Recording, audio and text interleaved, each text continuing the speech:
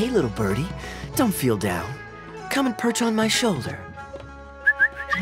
Don't be shy. I'll show you around town.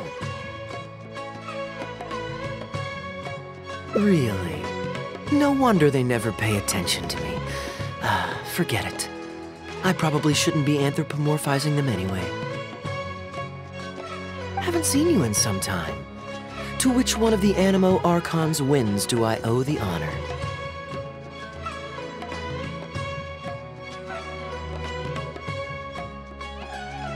Oh, is this your way of saying that you missed me? Since it wasn't meant to be with this little birdie, I'd better leave it alone. Let's take a walk, shall we?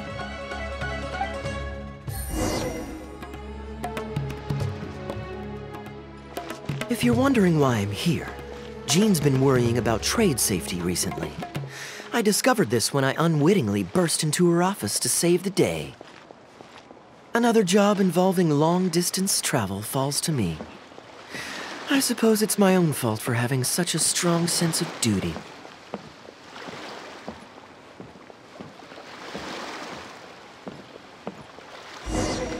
Still, on the bright side, business is now taken care of. And I have unused travel funds, so I was planning to...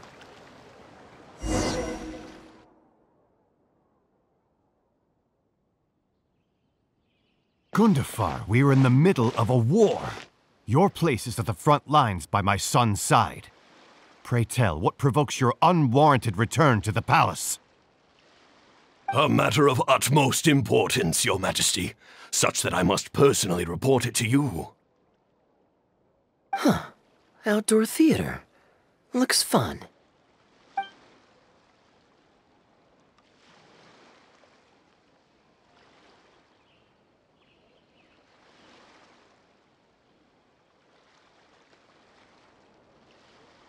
Actually, yes. I saw some guards do a musical performance when I was traveling with their caravan in Sumeru. They were desert dwellers. So are these actors. And I think I actually recognize one of them. Come on, let's go watch.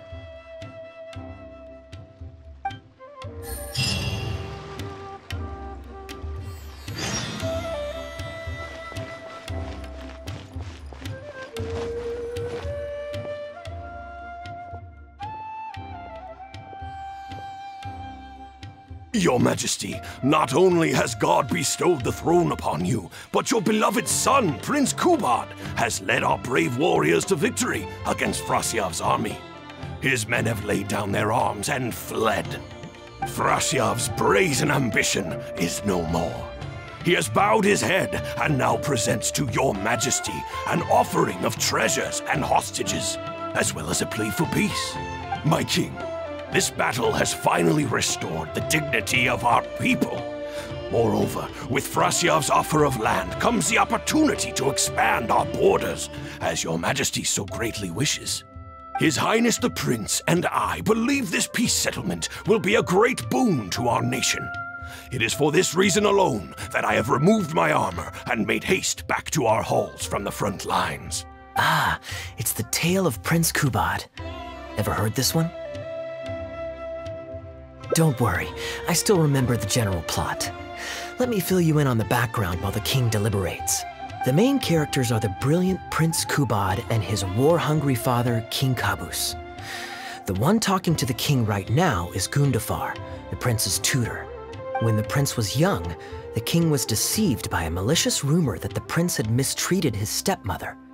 He demanded that the prince walk through a blazing fire to prove his innocence. Miraculously, the prince emerged unscathed, thus proving his innocence. But the seeds of doubt had already been sown in the king's mind. Now uneasy in the presence of his mistrustful father, the prince requested to be sent away to the battlefield where he would fight against Frasyav's army. That's the enemy general we heard them mention just now. This is the part where the prince has won the war and decided to forge a peace with the rival nation. He wrote a letter recommending peace to his father. Oh, it looks like the king's made up his mind. Let's keep watching.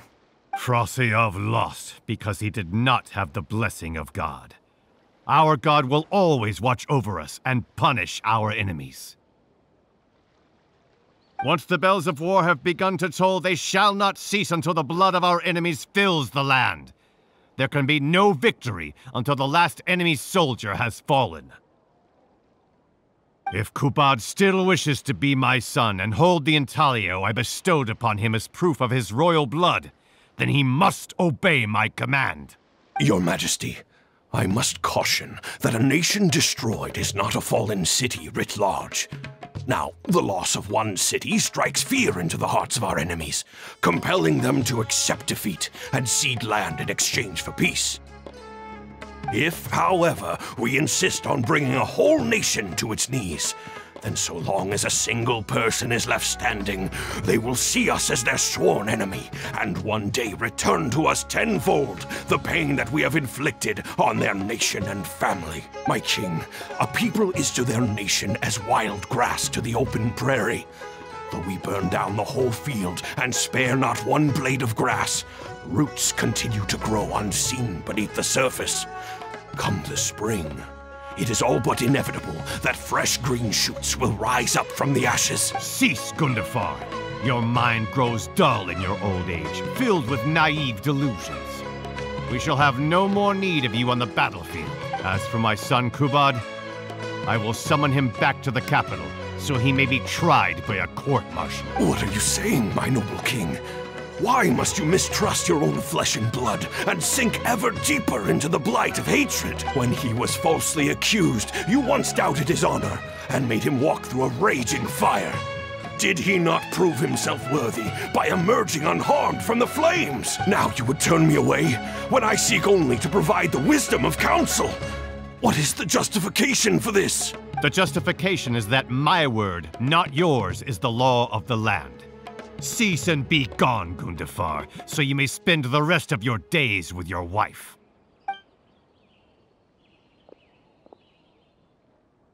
What has become of the king that I served with my life? Fanaticism has robbed him of all reason and wisdom. Peace is surely the most favorable path for our nation, yet he refuses to accept it. I must think of a way to seize control of the army back from the hands of my wayward son, that they might continue the fight to the end. Perhaps the first task should be this. I shall send a loyal contingent of warriors to eliminate Frosyav and the hostages he has... Brilliant acting, Darbil. I saw you approaching us in the middle of the scene. I was worried that my performance would be subpar and you'd think I was just making a fool of myself. Not at all. Far from it. Actually, let me introduce you. This is Darbil, the actor for King Caboose. When we first got to know each other, he was still a guard for one of the merchant caravans. Seems like he's now made the switch to full-time acting. Nice to meet you. Any friend of Kaya's is a friend of mine. To be perfectly honest, I wasn't making all that much as a mercenary. It felt right to me to get away from the danger and live a more stable life. I was already pretty good at telling stories, so I just recruited a few friends and started performing shows all over the country. Full disclosure, we had to put this little stage together using whatever wood and cloth we could borrow. It's really low budget. Anyway, we're all good enough at acting to get through the motions, but none of us are any good at coming up with a script. Everything we tried to write just sounded off somehow. So I got a student from the academia to adapt an old story I knew to make it more appealing to our audience. What do you think? Passable? I could tell that you've had someone tighten up the lines. They turned out very nicely. Ah, that's good. Well, as you can see, even now, we still don't have much of an audience. Don't suppose you'd be interested to see the rest of the show? Sure, why not? I don't have anything pressing lined up. And I don't think the Traveler does either. Tickets for 2, please. How much would that be? There's no need for tickets. You could just get some food from Jafar Tavern. We've worked out an arrangement with them. We've actually found a sponsor for this performance too. He's not too happy about the poor turnout though.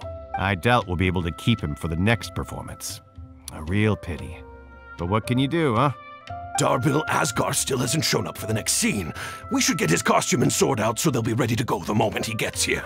My apologies. I have to get ready for the upcoming scene. I'll see you from the stage.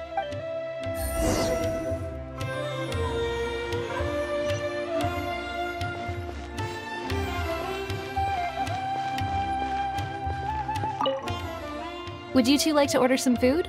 What can I get you? If you're looking for recommendations, today's special is the tandoori roast chicken. Ah, bear with us a moment. We're just going to take a look at the menu. I was at Port Ormos discussing some business opportunities, and some crook was trying to pull a fast one on me. Darbil took pity on me and politely asked him to make himself scarce. He's a good guy. A decent storyteller, too. Quite an interesting character. There's a lot of fun to be had if you hang around interesting people doing interesting things. Especially if you're in the company of an interesting friend. That's my secret formula for staying in a good mood. Try it out sometime. You'll see what I mean. Thanks for waiting. We're ready to order now. We'll take you up on that tandoori roast chicken. And let's throw in some desserts, too. One each of the rose custard, that tulumba, and the patisara pudding, please. That should see us through the show.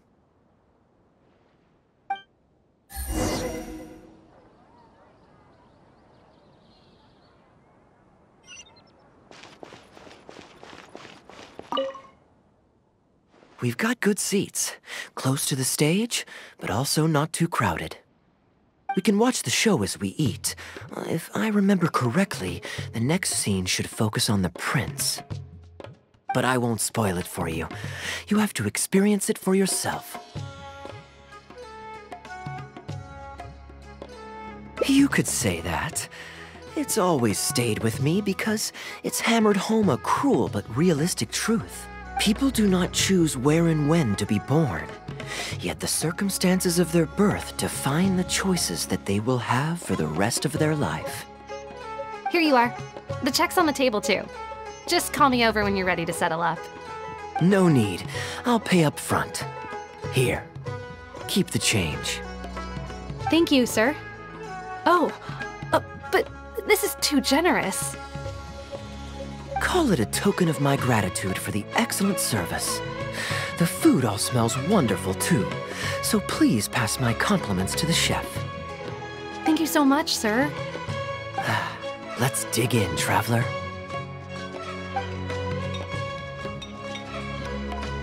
Hey, Kaya. I'm so sorry, but the actor who plays the prince has run into some difficulties and won't be able to make it. We can't do the rest of the show without him, so I'm really, really sorry, but we'll have to call the show right here.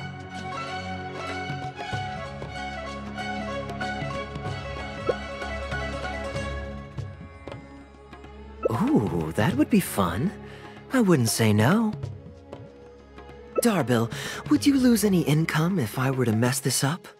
Not really. I mean, there's not much of an audience here anyway. I wouldn't want to take too much of your time, though. Don't worry about that. I like to be spontaneous now and then. Spice things up a little. Let me think. Well, you already know the story, so you just need to memorize a few lines. Ha!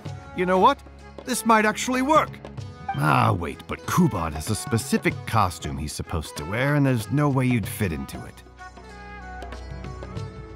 Switching actors is one thing, but wearing street clothes on stage would really ruin the immersion. Yeah, I don't think this is gonna work. Well, good thing that I've actually got a costume with me. It goes pretty well with your stage, too. You're kidding. Can you show it to me? Sure. If you can show me the way to your changing room? It's in the restaurant. Follow me.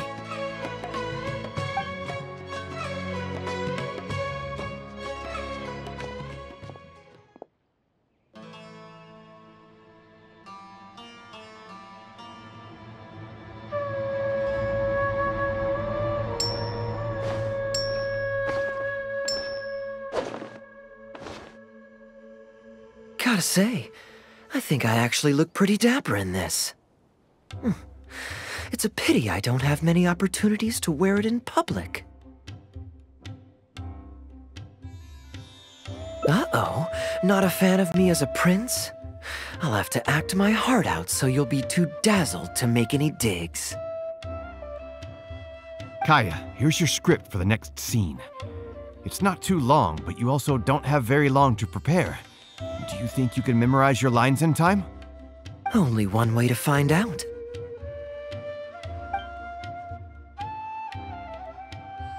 Okay, I think we've covered all your lines and movements on stage. You haven't had long to prepare, so don't worry about forgetting your lines. We'll remind you. All right, I'm good to go. Great. Then let's get this show on the road.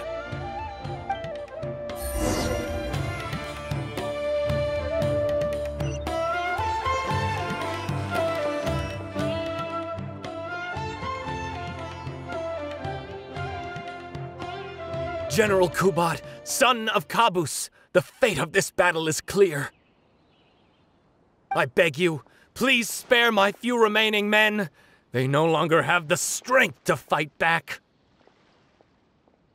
Frasiav, though you now lead only the husk of a once mighty army, I have no desire to crush your dignity.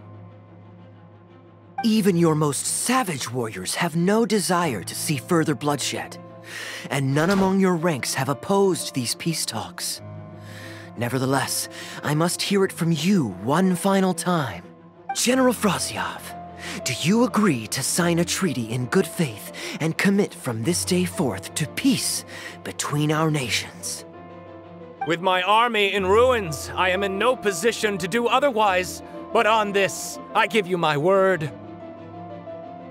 Yes, let us end our hostilities and send our surviving men home to their families.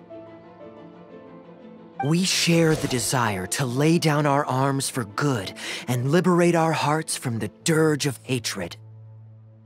Then as God above is our witness, by the authority vested in me by this intaglio of King Kabus, I hereby declare that I will spare your hostages and what remains of your army.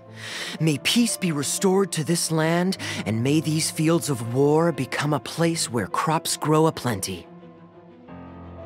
My tutor, Gundafar, has already made haste to my father, the king, with the recommendation of a truce. It is my sincere hope that he will see that peace as a path to prosperity and grant me his blessing. Prince Kubad, your name is renowned throughout your land and ours. I will place my hope in your words. One will find on a battlefield no master of ceremonies, nor the paper on which a treaty may be signed. In their absence, let us raise our weapons and swear an oath.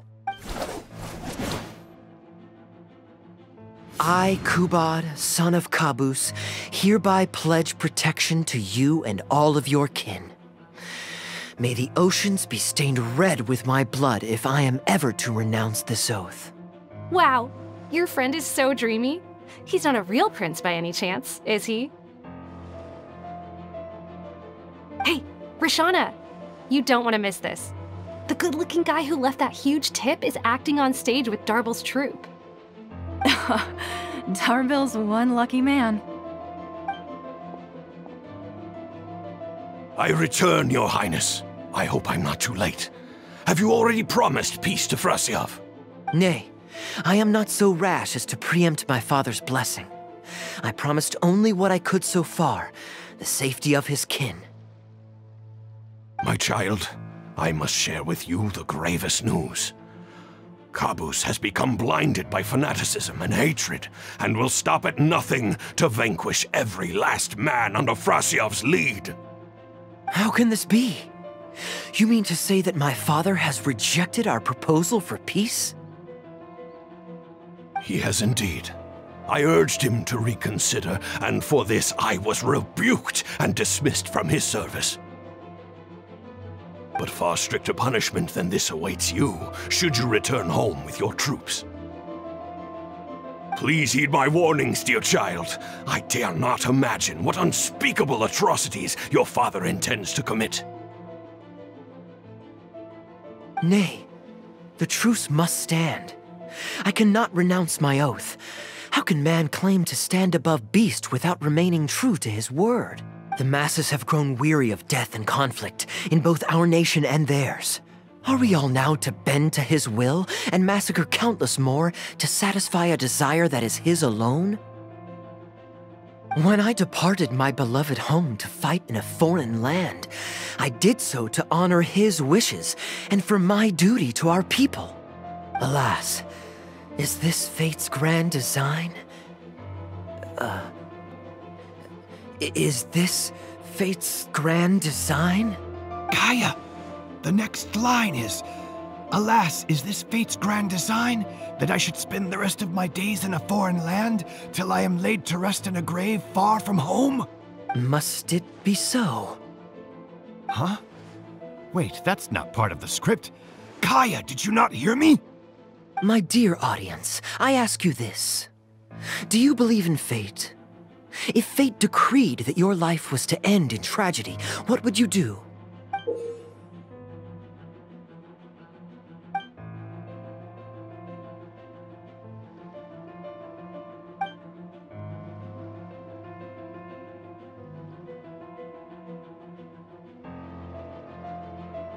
Oh? Then so must it be. Yes, so must it be. I shall discard this intaglio and rid myself of the shackles of fate. Wait, but that's not... My dear prince, do you intend to betray your father and abandon your heritage? Fate means to send the machinations of war to every corner of the land, to fan the flames of conflict till they engulf the entire world. Fate would see my sword tainted with the blood of innocence, that the bright banner of my homeland might fly in every nation known to mankind. But I shall not bow to the will of fate. I am no pawn in heaven's plan. Bravo! Where did this guy come from? Is he one of the new hires? Hey, shut up! Stop interrupting. I, Kubad, will spend the rest of my days in a foreign land, till I breathe my last in a place far from home. Oh, at least he brought it back in the end.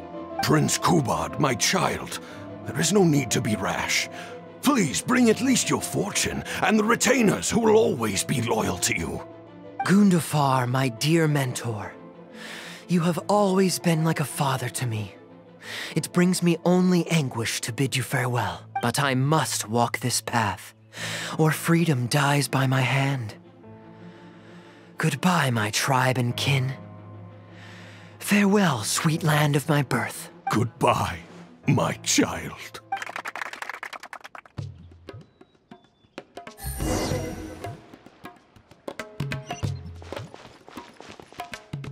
Ooh, it's Prince Kubad.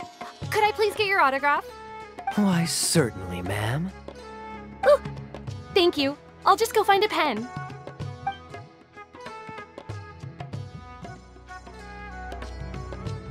Just an autograph? Well, you can get one of those at any time.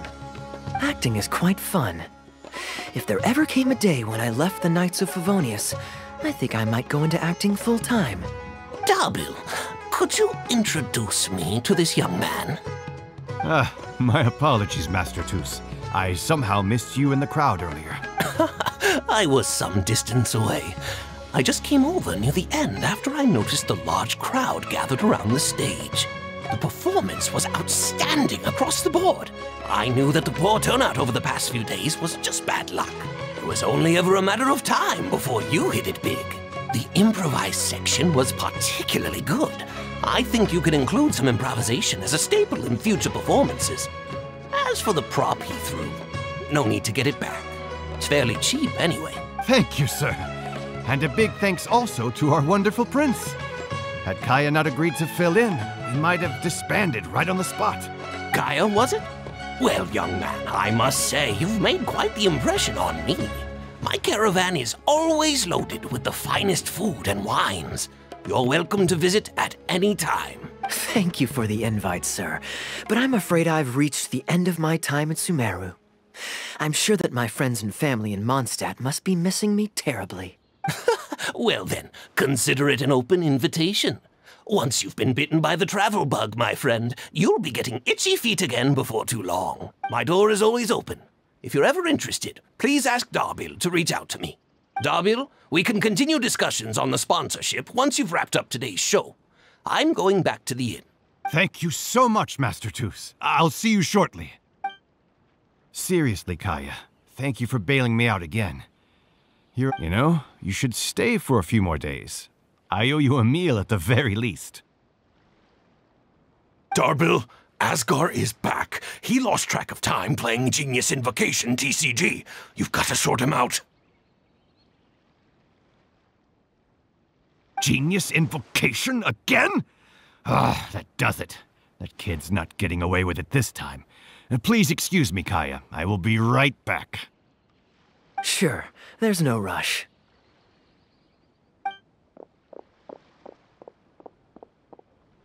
Okay, I think they're all gone. Let's slip away now while we can.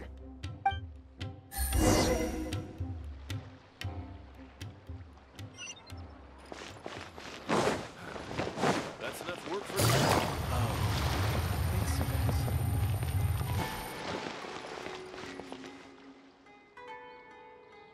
All right, this should be far enough. Don't think they'll find me here. People were starting to expect a lot of things that I didn't sign up for. Besides, the missing actor is back now. Darbil shouldn't be needing me to stand in again. I don't mind socializing, but compared to chatting over food and drink, I much prefer just going wild on the stage. What about you? Did you enjoy the show?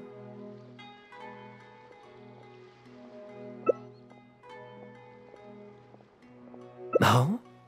I was expecting a lengthier critique, but you've thrown the question right back at me. Sneaky.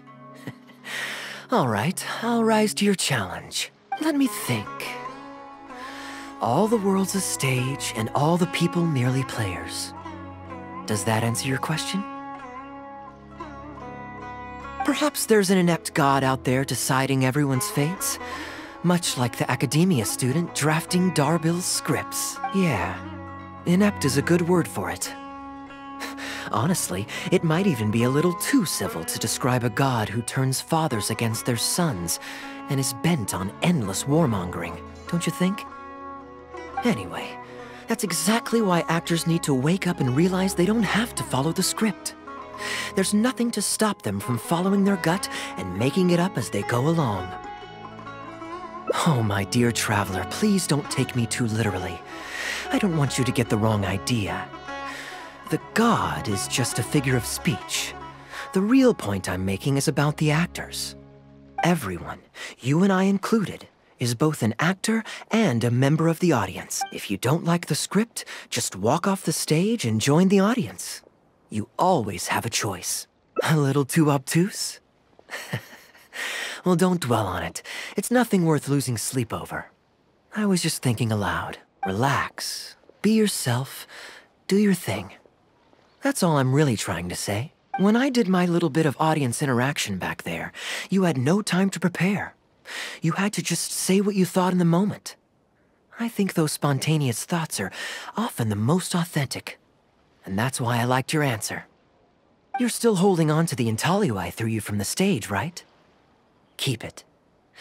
Think of it as a souvenir from my improvised performance. It's been the most fascinating day, hasn't it, little birdie?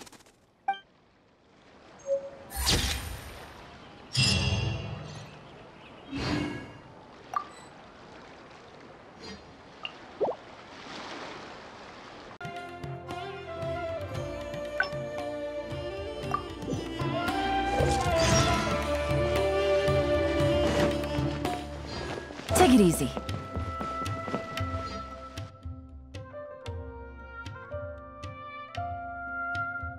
Gundafar, we are in the middle of a war. Your place is at the front lines by my son's side. A matter of utmost importance. Huh. Outdoor theater. Looks fun.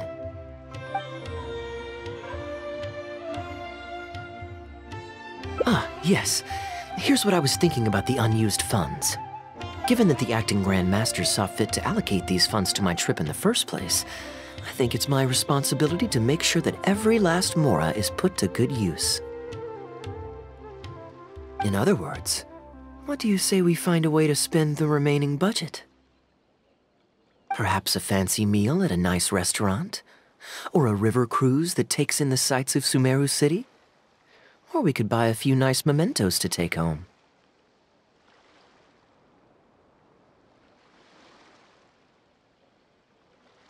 Hey, no need to put it like that. Let's keep walking. We can consider it some more on the road. The rules of the Knights of Favonius state that any and all expenditures during a business trip are counted as travel expenses. That's more than enough justification to live a little. Of course, with me being here on my own, it was looking like a wasted opportunity. But now that I've run into you, why don't we make this a joint trip?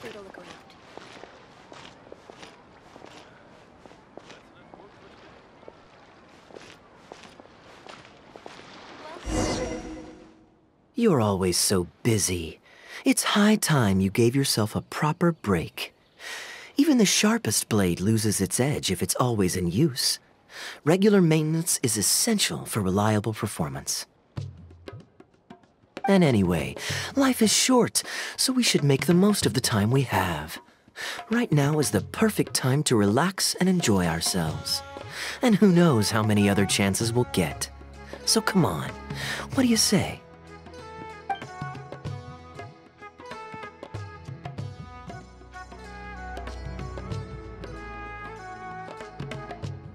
Great. Music to my ears. I'll cover the travel costs, of course. There's nothing more enjoyable than the company of a good friend. Let's call this a nice little excursion to round off my long business trip. Now, let me think where we should go. I've seen a lot of Sumeru already, so let's go for someplace new. How about Liyue? I'd be heading past there on my way back to Mondstadt anyway, so it's not out of the way.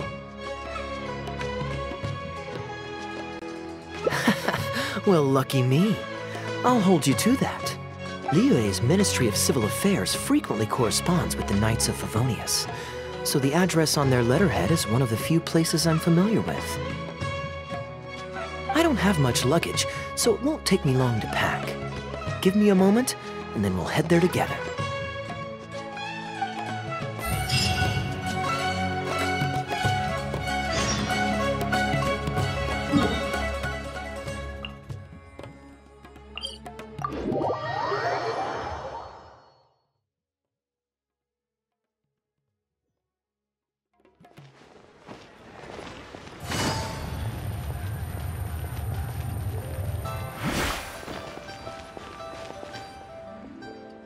I've heard that there's lots to see and do in Liyue, but I'm sure you're more familiar with the place than I am, so I'll leave the itinerary to you.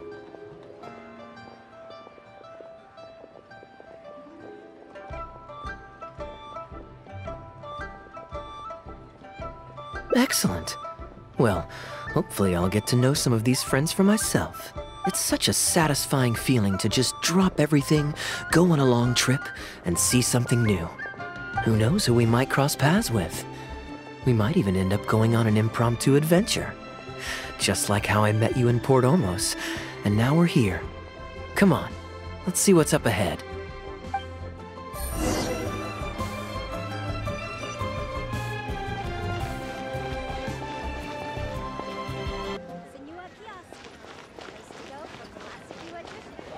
Do you know this shop?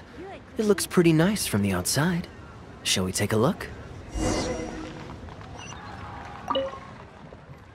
Welcome to Mingxing Jewelry. We are a long-established trader of precious stones. Is there anything in particular you're looking for? Let me see. Ah, some nice jewelry you've got here. Maybe I can grab something with a local flavor as a souvenir. What do you think, traveler? See anything that suits my style? I trust your judgment.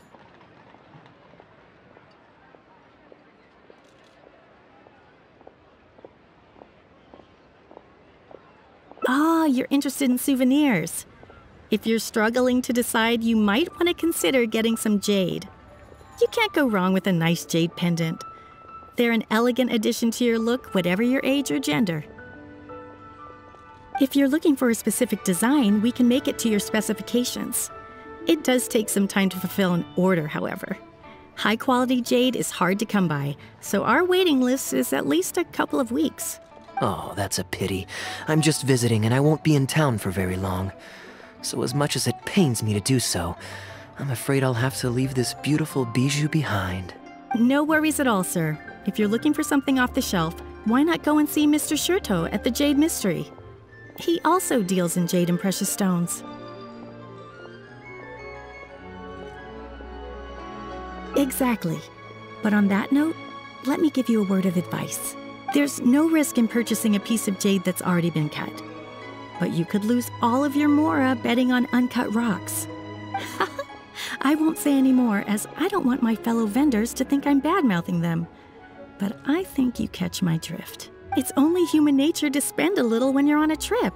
But don't be too hasty to part with your cash. The Ministry of Civil Affairs takes everyone's economic well-being very seriously, and they often send out the Millilith to spread public awareness of well-known scams. As guests here, I'd encourage you to watch out for anyone trying to rip you off. I think that's sound advice wherever you go into that. We appreciate it, boss.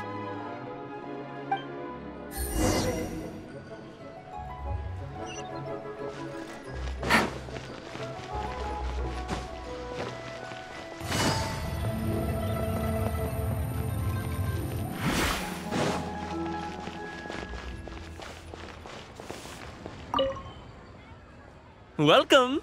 Looking for uncut stones or pre-cut jade? We've got plenty of both for your viewing pleasure. Uncut stones. Ah yes, we were just briefed on that. Let's take a look at the pre-cut jade. I believe I detect a quiet but distinct tone of apprehension in your words. Please rest assured, there's nothing to be quite so wary about with my business. Feel free to peruse at your leisure. I think you'll find that everything I do here is entirely above board and legitimate, and I sell only pure and unadulterated goods. No scam guaranteed. Sure, you can bet on jade and lose if you're unlucky, but that doesn't make it a scam. My terms are clear and transparent, and I only do business with willing customers. What scammer can claim that? Sounds perfectly reasonable. At the end of the day, it doesn't matter how much the vendor is charging. If the customer decides to hand over their money, they're taking the bait of their own free will. Yes, exactly. I'm glad you understand. Although your peculiar phrasing at the end there, you almost make it sound as if I really am scamming people. Anyway, betting on jade is what it is. Feel free to try your luck, but if you can't afford to lose, then it's not for you. We don't need to cause each other any trouble. I'll leave you to browse at your own pace now while I deal with other potential customers. Amber-colored jade would probably make for a good souvenir. Why not? This is a quirky little place. Somehow, I'm inclined to entertain him for a bit.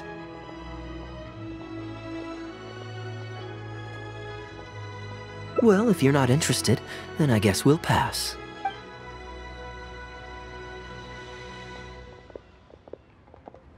Ahoy there, Captain! Fancy seeing you back in town. Struck any gold lately? What, a poor sailor like me? You must be joking. I barely managed to make ends meet. What about you, Shurto?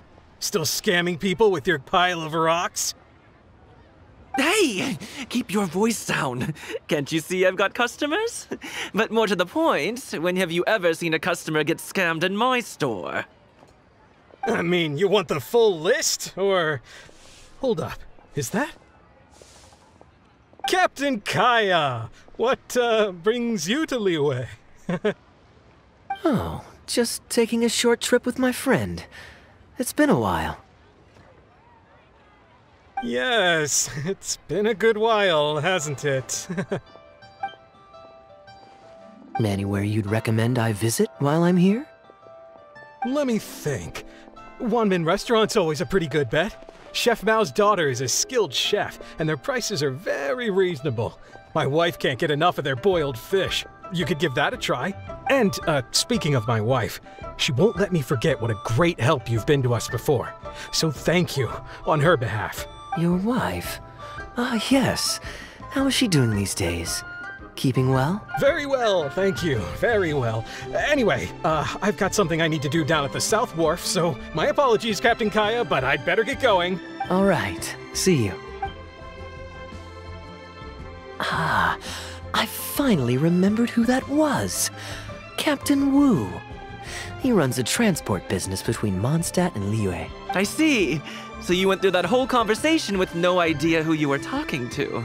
Well, that explains the generic pleasantries and the general awkwardness. Old Wu's usually quite the chatterbox, so it's very unusual for him to just take off mid-conversation.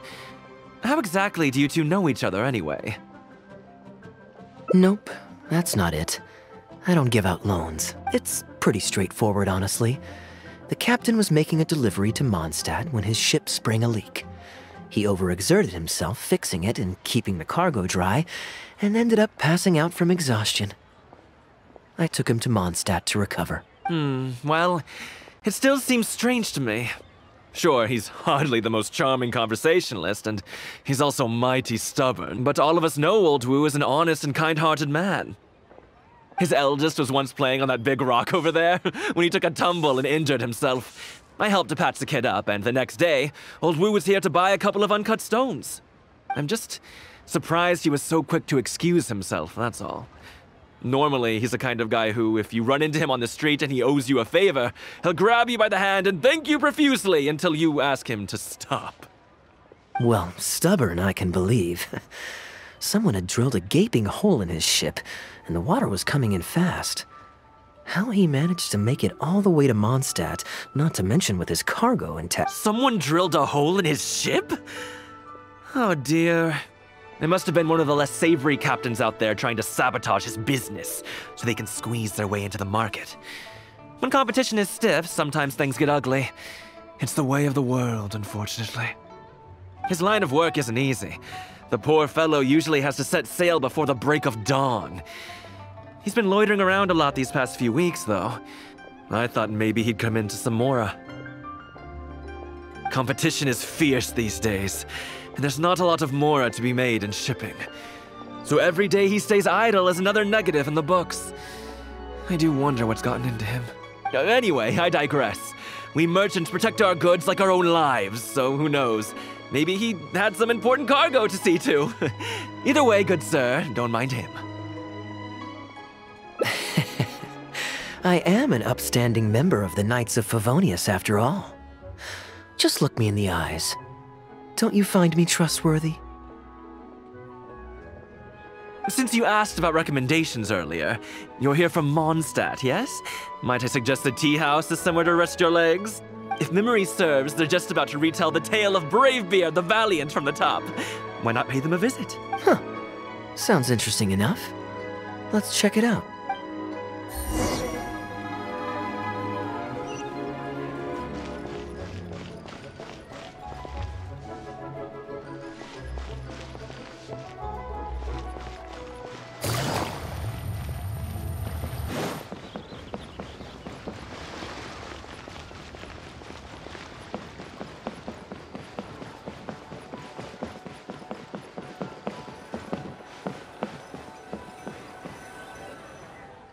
Huh. So this is the He Yu Tea House. We meet again, Captain Kaya. What a coincidence. Twice in one day. Oh, that didn't take me long, and I ran the whole way. Wu, weren't you just at Wanwen Bookhouse buying a book for your daughter? What's this talk about the wharf? Shh, just leave it be, Aunt Zhang. There's no need to embarrass him right in front of everyone else. I take it that you two aren't from around these parts. I'm a caravan guard by trade, and meeting people from all over the world is one of the main perks of the job for me. Why don't you join my table so we can get to know each other? Oh, seems like the tea house is the place to be in Liyue. Feels like I'm back in the angel share. Did you manage to get something for your daughter just now, Captain Wu? Yes, thank you. If it weren't for you, Captain Kaya, she might not have even made it into this world. I'm so lost, Wu. What's the story here? Your wife's originally from Mondstadt, isn't she? Did you run into Captain Kaya when you were there on business, or when you were visiting the in-laws? The latter.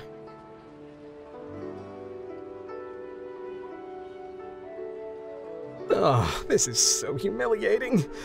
Anyway, Back when my wife was pregnant, we were taking a trip to Mondstadt to visit her parents this one time, when we were mugged by a group of treasure hoarders near Dawn Winery. Oh, that sounds awful. Were either of you hurt? I mean, he's still here, and he's still got all his limbs, so they can't have roughed him up too bad. I'm guessing Captain Kaya stepped in before they could do either of you any serious harm, huh? Yes, he did. Thankfully, he heard my wife crying for help and drove them away. My wife was injured and quite shaken up by the ordeal. So he took her to the winery and asked them to look after her. So what happened to you? Where did you disappear to? I was in the water. Huh? What did you jump in the water for? You know they can still get you in there, right? No, that's not... They threw me into the water and, stripped me of all my clothes. They did what? Did they have a weird fetish or something? Stripping a sailor naked and throwing him into the water? It's not like you were going to drown. So, then what? I take it you swam to shore? The treasure hoarders always move in groups, and fighting back when you're outnumbered isn't usually an option. It's no surprise that they quickly overpowered Captain Wu. I'm just glad that everyone made it out all right at the end. Captain Kaya!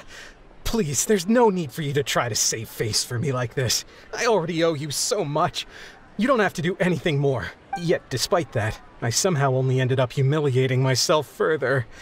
Oh, there's no point in me trying to save face now. They tossed me into the water to humiliate me, and to use it as leverage to get my wife to pay up.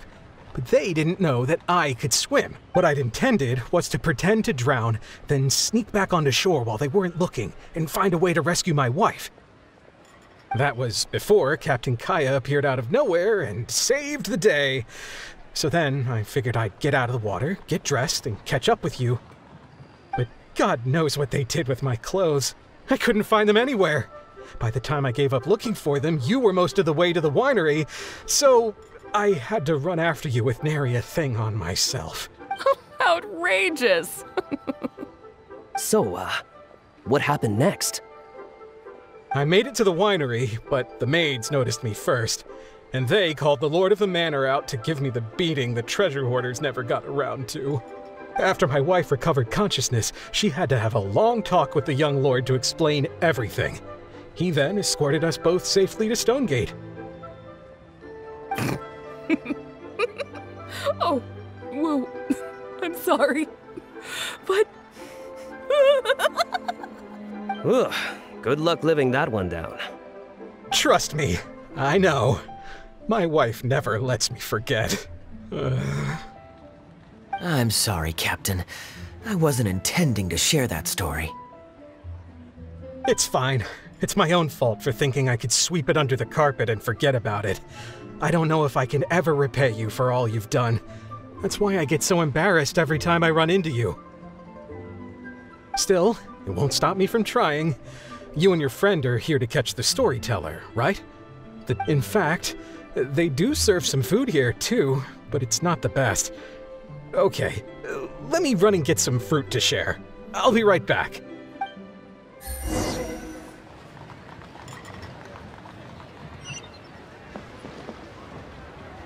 Oh, poor Wu. Oh, gosh, I'm so sorry. It's just...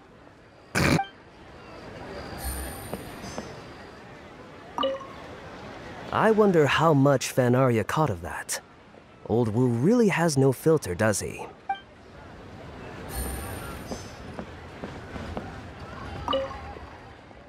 He really didn't have to share all the details of that story. But since he didn't seem to mind, I wasn't about to stop him. I did actually forget at first, but once he brought up his daughter, the memory of his naked escapades came flooding back. Diluc thought some pervert was harassing the maids. He charged straight out the door, great sword in hand and raring to go. I haven't seen him so angry in a long time.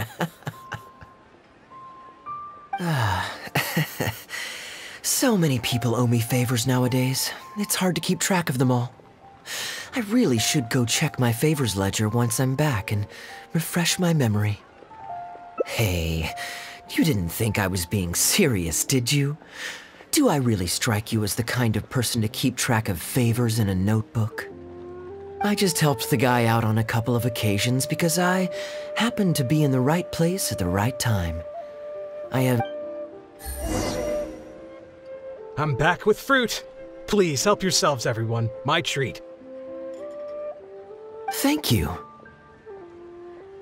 Oh, don't mention it. It's just a few fruits, nothing extravagant. Once my new pharmaceutical business takes off and I have Mora to spare, I'll get you a proper thank you gift and send it to the Knights of Favonius. Pharmaceutical business? So you found a new career? No more shipping? Shipping's impossible work nowadays. There's too much competition and the margins are too small, so I've decided to switch gears. I'm going to become a partner of Boo Boo Pharmacy and provide funding for a brand new medication they're producing. It's specially formulated to treat seasonal joint and limb pain. If you didn't know, it's a very common health complaint among sailors, but also extremely difficult to treat. I've suffered from it myself, which is why I know that a lot of people stand to benefit from this once it enters the market. It's a good cause, and a stable source of income. Whichever way you look at it, it's a step up from the back-breaking work I did before. I've already had some talks and invested 1 million Mora for the first round of funding. That's impressive, Wu. I wouldn't have thought you had the connections for something like that. So is it Dr. Baizhu that you're in talks with? Oh no, not Dr. Baizhu. Actually, it was his master, Dr. Baifudze. His medical expertise and clinical experience are second to none, and he really cares about his patients. He gave me a few of his traditionally formulated bone-strengthening pills when he saw me suffering from my leg pains one day. It was like a miracle cure. The pain immediately went away. Dr. Baizhu's master? Yeah, I told him I'd be enthusiastically recommending his medicine to the other guys at the docks. And after some hesitation, he just went right ahead and wrote up a prescription for me, completely for free. He said that he shouldn't really be handing out free prescriptions since, and I quote, "It goes against generations of tradition handed down by our forebears." But he just felt like it was the right thing to do. What a great guy. But I got chatting with Dr. Baizhu recently when the Secure Transport Agency did a delivery for Boo Boo Pharmacy. He told me that his master has already passed away. Huh? Why would he say something like that? I mean, the guy's old, but he's still in great health. Captain Wu, where did you meet this old master? Just out on the street? I know that sounds dubious, but this is an educated and respectable gentleman we're talking about. There's no faking that. Hold on a second. I just remembered something. My nephew-in-law met a medicine seller not too long ago, too. He also described it as a miracle cure. He spent a lot of Mora on it, but when he brought it to Boo Boo Pharmacy, Herbalist Gui took one look and told him he'd bought nothing but regular painkillers. This Baifudze you met, did he by any chance have a goatee and salt and pepper hair?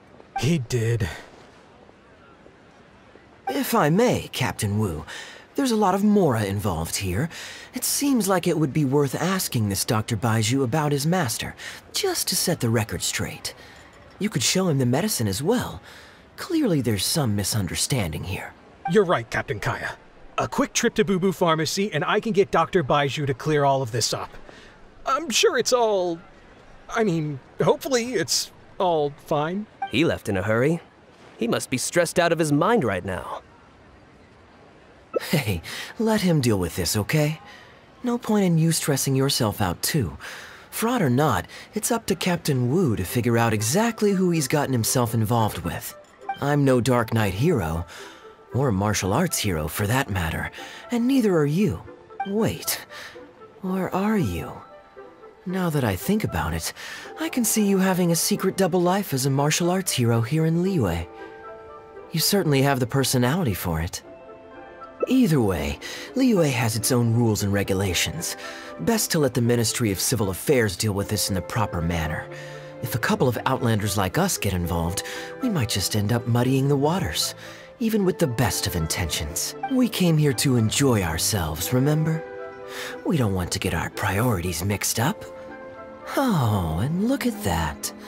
the storytellers taking the stage. It is said that the sky's the limit for the aspirational soul.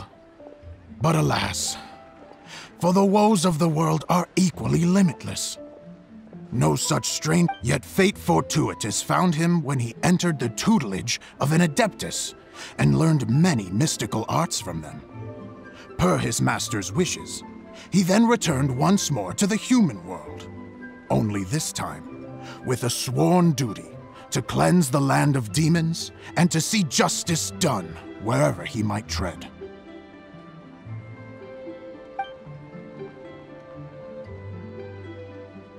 Is that all? Ah, I was hoping to hear the rest of the story. It was all right. I suppose the hero always has to sacrifice himself to save others, and it does make for some good storytelling. But it leaves you wondering how he really feels about the whole thing. Did he ever have second thoughts? Only he can know, I suppose. Oh, I see the show is over. Yeah, I saw Dr. Baizhu. Looks like it was a scam after all. Then what are you waiting for? Don't just stand there. You need to report this to the Ministry of Civil Affairs right away. Hold on. Let's not lose our cool. Get your story straight first, so you can give them a clear and detailed account of events in the order that they occurred. And one more thing. Do you still have a way to contact this guy? Well, I'd arranged to meet him at the Yanshang Tea House once I've withdrawn the next sum of Mora, so I suppose he'll still be waiting on that. Okay, so you've got another meeting lined up. I've got no one to blame but myself for this. I can't believe I was so gullible. I guess the world isn't made for naive simpletons like me.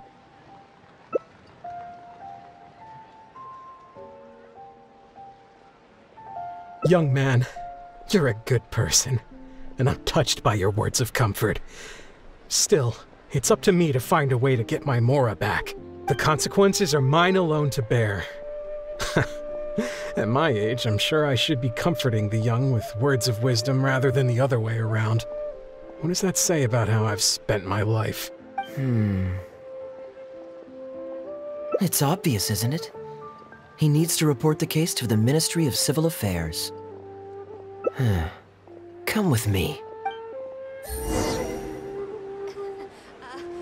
Join the Adventurers Guild.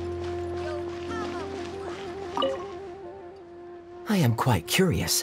How does our chivalrous martial arts hero intend to come to Captain Wu's rescue here? There are countless victims of injustice in the world. We can't try to help each and every one of them, can we? Oh, I'm surprised. I didn't know you thought of me as someone who helps other people unconditionally. I'm genuinely flattered. But we both know that I'm not that kind of person, really.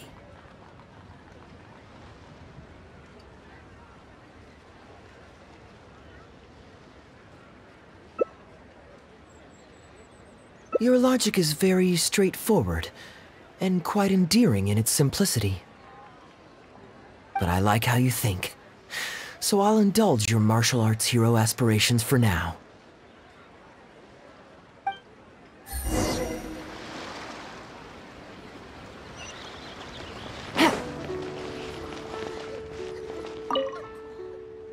Captain Wu, how would you feel about owing me one more favor? I'm sorry, Captain Kaya?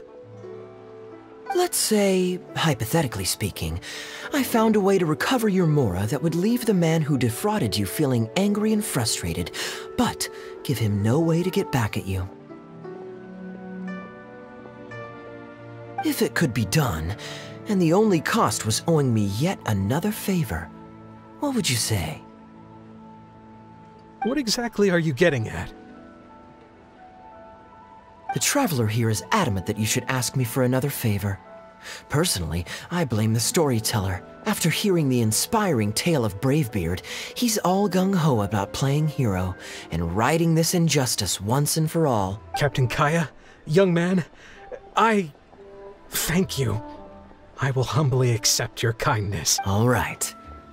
Now here's what I'm thinking. All right. Then it's settled. Per our brave hero's plan, let's rendezvous at Yanshang Tea House tomorrow.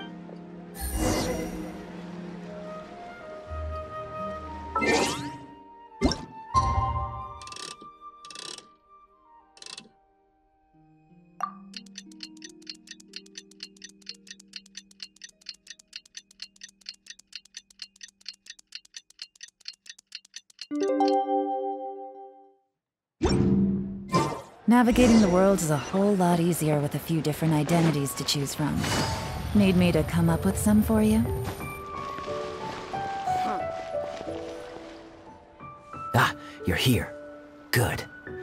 I'll head upstairs first, and you join me in a bit. You've got nothing to worry about. As long as this lucky coin's in my hands, it'll do as it's told. Before I toss the coin, I'll get our guy to bet heads or tails. Then it's your turn to bet. Now remember, if I touch my chin, you bet heads. If I touch my forehead, you go for tails.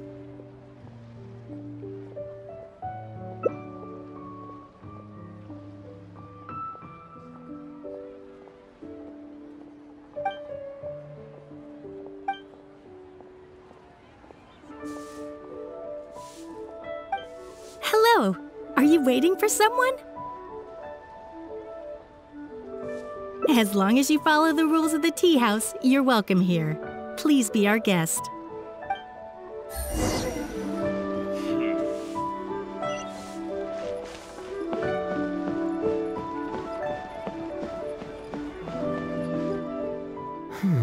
From the way you describe it, Liyue does sound like an attractive place to settle. Perhaps I might have to make the move here after all. All that awaits me back in Mondstadt is a horde of insufferable sycophants. Truly tedious. The reason I left home in the first place was because I was reluctant to simply live off of my inheritance. I understand. For one as ambitious as yourself, Mr. Rich, living off of the family fortune must feel like the dullest existence in the world.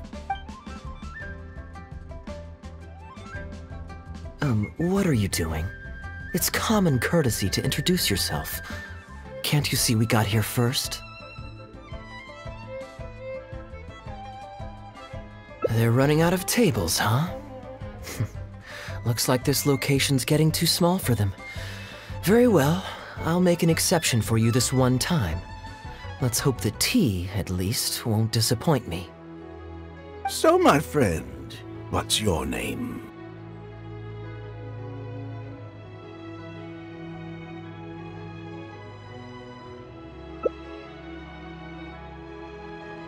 Here is the tea that you ordered. Please enjoy. Ugh, this tea is... never mind. Mr. Bai, this has been a most pleasant and insightful conversation. I consider it good fortune that I encountered such a refined gentleman as yourself so far from home. Please allow me to pay for the tea. Yes, good fortune indeed. In that case, I must thank you for your generosity. You there. I'll get yours too.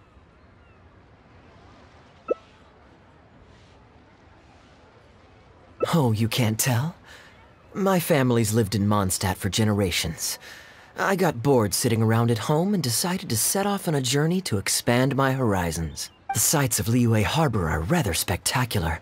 I've half a mind to buy a waterfront property here so I can come vacationing every year. That would be quite nice.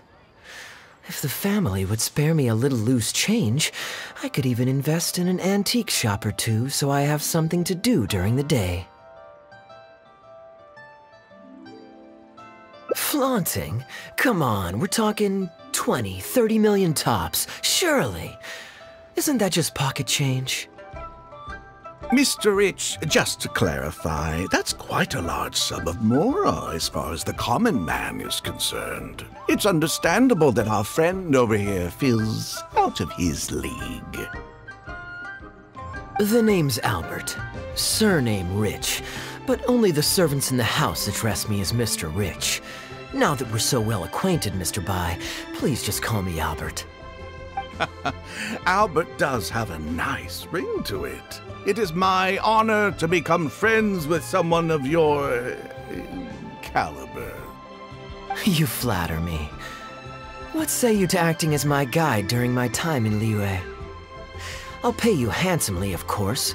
Naturally, board and lodging would be included. And I could pay you in the region of 50,000 mora per day? No need, my good friend. I shan't be so vulgar as to take your mora. We're both men of character. The pleasure of your ongoing acquaintance shall be ample reward in itself. To join a noble gentleman on his travels is a rare opportunity. Please, let me draft up an exact itinerary. I'll make sure to give you the experience of a lifetime. You there. You're welcome to join us if you want. Which clan did you say you were with? The Hoo-Ha clan or something?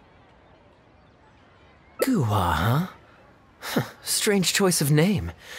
Gotta say, I've been in Liyue for a while now. This is the first I'm hearing of them. I guess they're one of these obscure ones who keep to themselves. Yes, well, there are many martial arts clans and factions in Liyue. It's only natural that you haven't become acquainted with all of them. Ha, fair enough. Still, weird name. Bet they have some even weirder practices. Seriously though, what kind of skills do you guys train anyway? It's all for show, right? I saw some people performing a few tricks down at the wharf. Is it that kind of thing?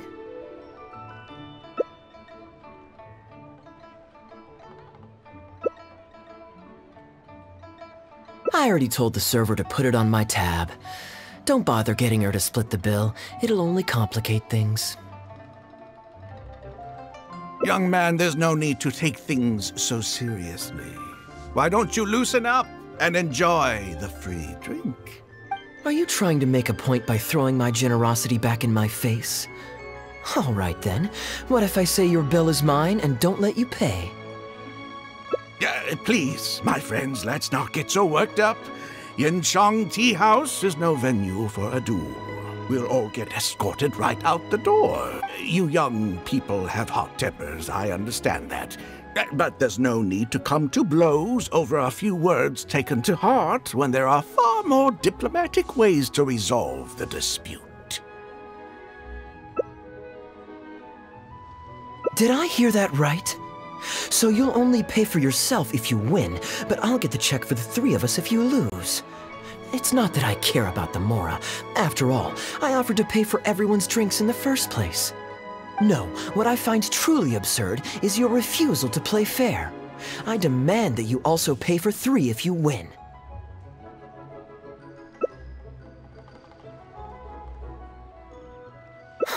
Fine.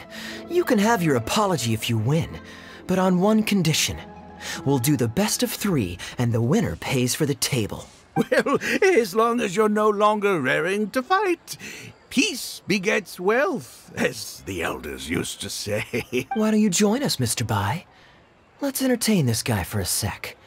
We don't want him to think you're stingy. But I wasn't even a part of your argument. What are you trying to say, Mr. Bai? Whose side are you on here? Of course, I'm on... And anyway, it's no big deal if you win.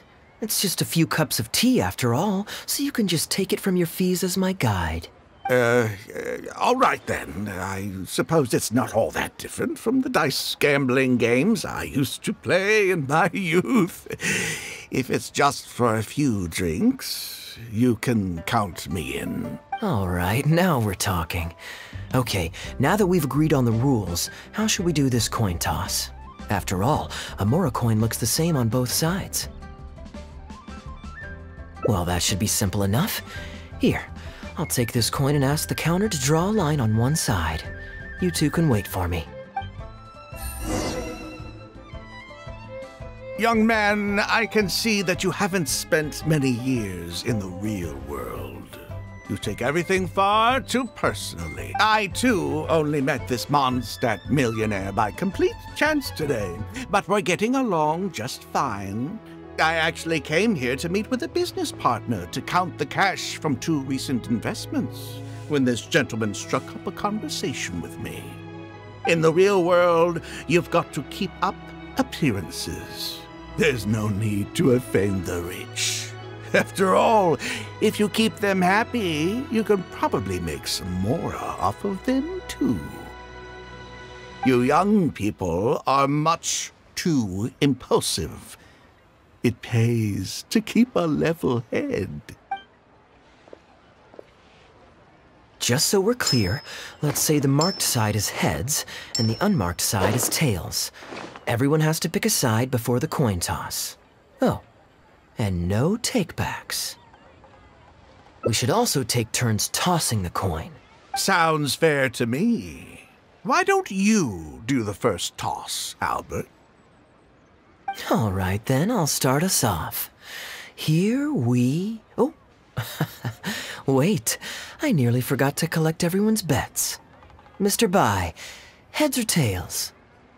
I suppose the choice is arbitrary since it's a 50-50 chance. I'll go with tails. Let me think.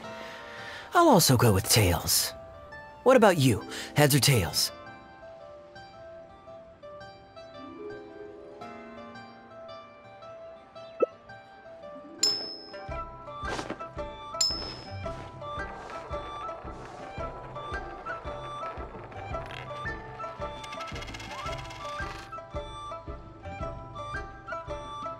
Oh, darn, I won.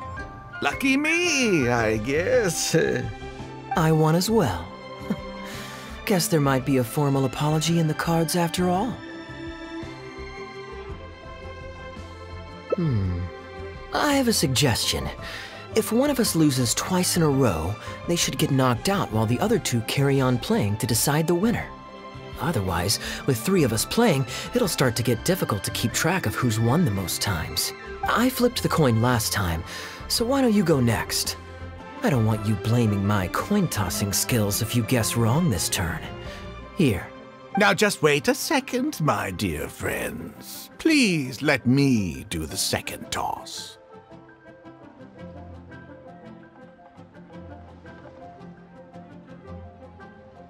Oh? Anxious to take your turn, Mr. Bai? You are both young, and I've already seen your short tempers for myself. If Albert loses this round and this young man wins, you'll be tied. And before you know it, you'll be at each other's throats again.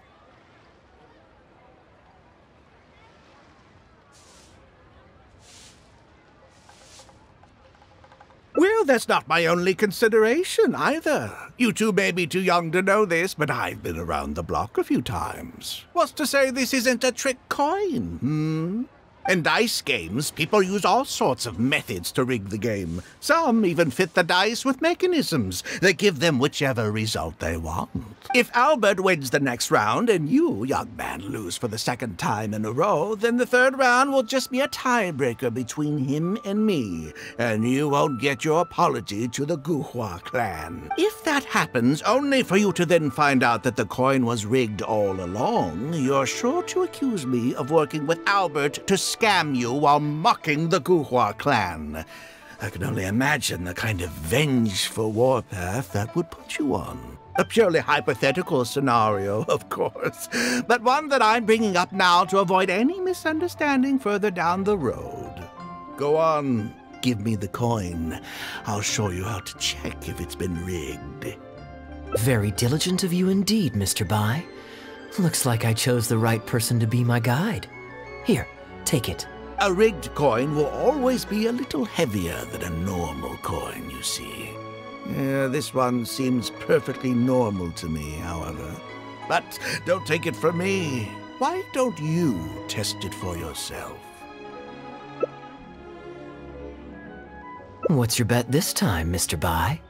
I'll stick with tails. Tails, huh? Well, you seem to have a feel for this, so I guess I'll match your bet again this round. Tails it is. And you?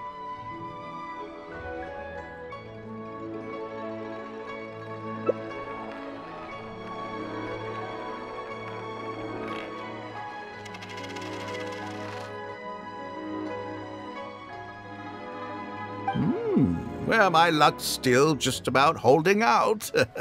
The three of us are now tied, so no one drops out.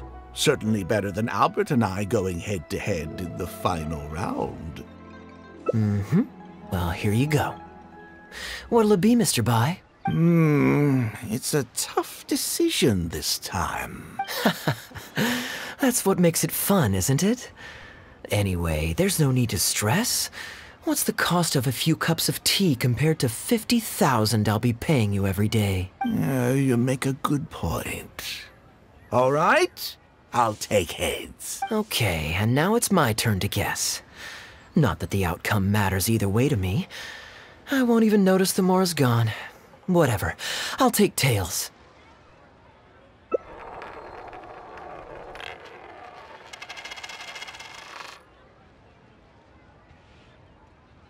Why did it have to be heads? This whole thing started because you two got into a spat, and now I'm the one that has to foot the bill. What say you to another round? Sure, why not? I'm having fun. I can go for as many rounds as you want. What a miserly person. Do as you please. The two of us can play. But Albert, all the fun of gambling is in the stakes involved. What say you to throwing a little loose change into the pot? Oh, come on now. No need to walk on eggshells here. Let's keep it simple, shall we? If you guess right, I pick up the tab. But if you guess wrong, I'm afraid it's still on you. Sure. That's exactly what I was thinking. Well, here's the coin. You can toss first. I'll take heads. I'll choose. Wouldn't it defeat the whole purpose of betting if you guessed the same as me? This is a two-person game now. Surely one of us has to guess heads and the other tails. All right. It all comes down to luck, after all. I'll take tails. Ooh, looks like Rex Lapis has smiled upon me today after all. Thank you for the tea, Albert.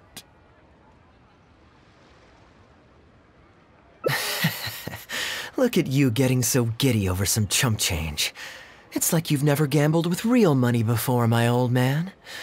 That's a real rush, I'm telling you. This is nothing by comparison. In fact, I'm starting to get a little bored. Well, in that case, would you care for another game? Sure. And let's up the stakes a little this time. Shall we say 50,000? Oh, maybe that's a little on the high side. What, 50,000? But that's just a single day's guide pay for you. All right. I'll bet tails. Great, then I'll bet heads. No takebacks. Heads. Tails.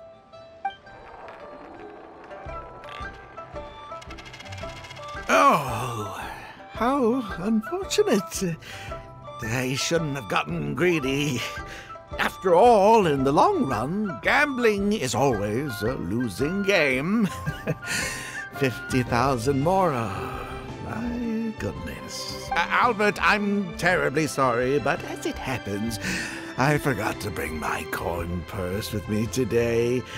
Could you perhaps take this 50,000 out of my guide fees? Call it an advance payment.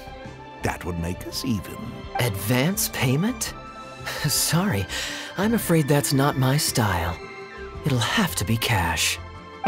This day, just getting better and better. Well, so be it. 50,000. Let me see what cash I have on me. Just 50,000? That's not what we agreed on. Huh? What are you talking about? I think you'll find that our bet was for 50,000. No, it wasn't. The amount was 1 million. 1 million? Are you insane? Come on now, Albert. Be serious. 1 million here and 1 million there might be all fun and games to you rich types, but to ordinary folk like myself, this is no laughing matter. I'm being perfectly serious. I know what I said, and what I said was 1 million mora. You're lying through your teeth. Hey, young man, you tell him. Did you hear him say 1 million at any point during our bet? Huh? What the? I'm not deaf, you know. I swear I heard 50,000. Wait. Oh, I see. You two are in this together. I never met either of you before today, and out of nowhere you suddenly roped me into betting over a coin toss, and now you're accusing me of owing you 1 million mora. Huh? Do you have any idea who you're trying to cheat? I know all the tricks in the book. I can't believe a couple of beginners like you managed to get this far. Well, don't you try to celebrate just yet. You amateurs have a lot to learn about the art of the con. Do you really think that nobody else will have heard all the commotion we just made? All I need is one witness, and this little scheme of yours falls apart. Frauds! Frauds, I say! These two kids are trying to scam me out of my hard-earned mora! Hostess! Oh, hostess, come quickly! How pathetic.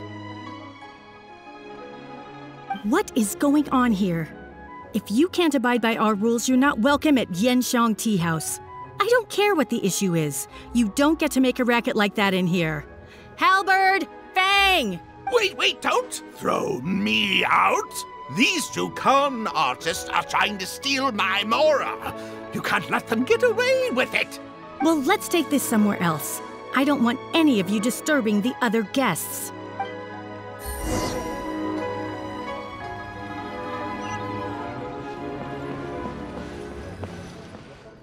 Okay, you two. Care to explain yourselves? Gladly. He's making up completely spurious claims. We were betting mora over a few coin tosses, and now he wants to back out. In the land of contracts, of all places. He won 250,000 from me, then another 800,000 from the both of us.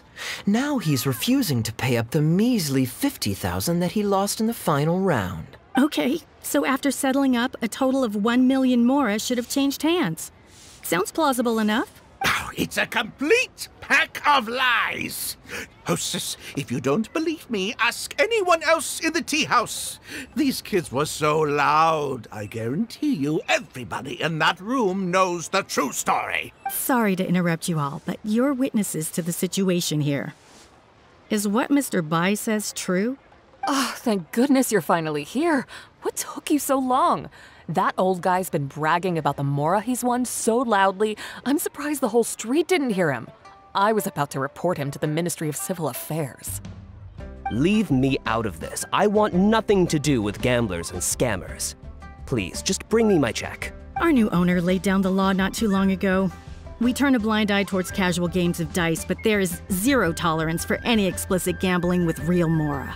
Return any winnings to the party you took them from, and we'll say that none of this ever happened. Otherwise, I'll have to bring in the Millilith. And I can assure you that they take a more hard line on this kind of thing than we do. Why should I have to give them any mora? I don't have any mora on me. Oh, but I think you do. 2 investments, was it? One of them to the tune of exactly 1 million as it happens. Oh, and don't forget you still need to pay the tab. You... Wait. How did you... Halberd! Fang! There's a gentleman here that I'd really like you to meet. Please don't. I'll pay, all right? This was never your mora to begin with. We'll be returning it to its rightful owner now.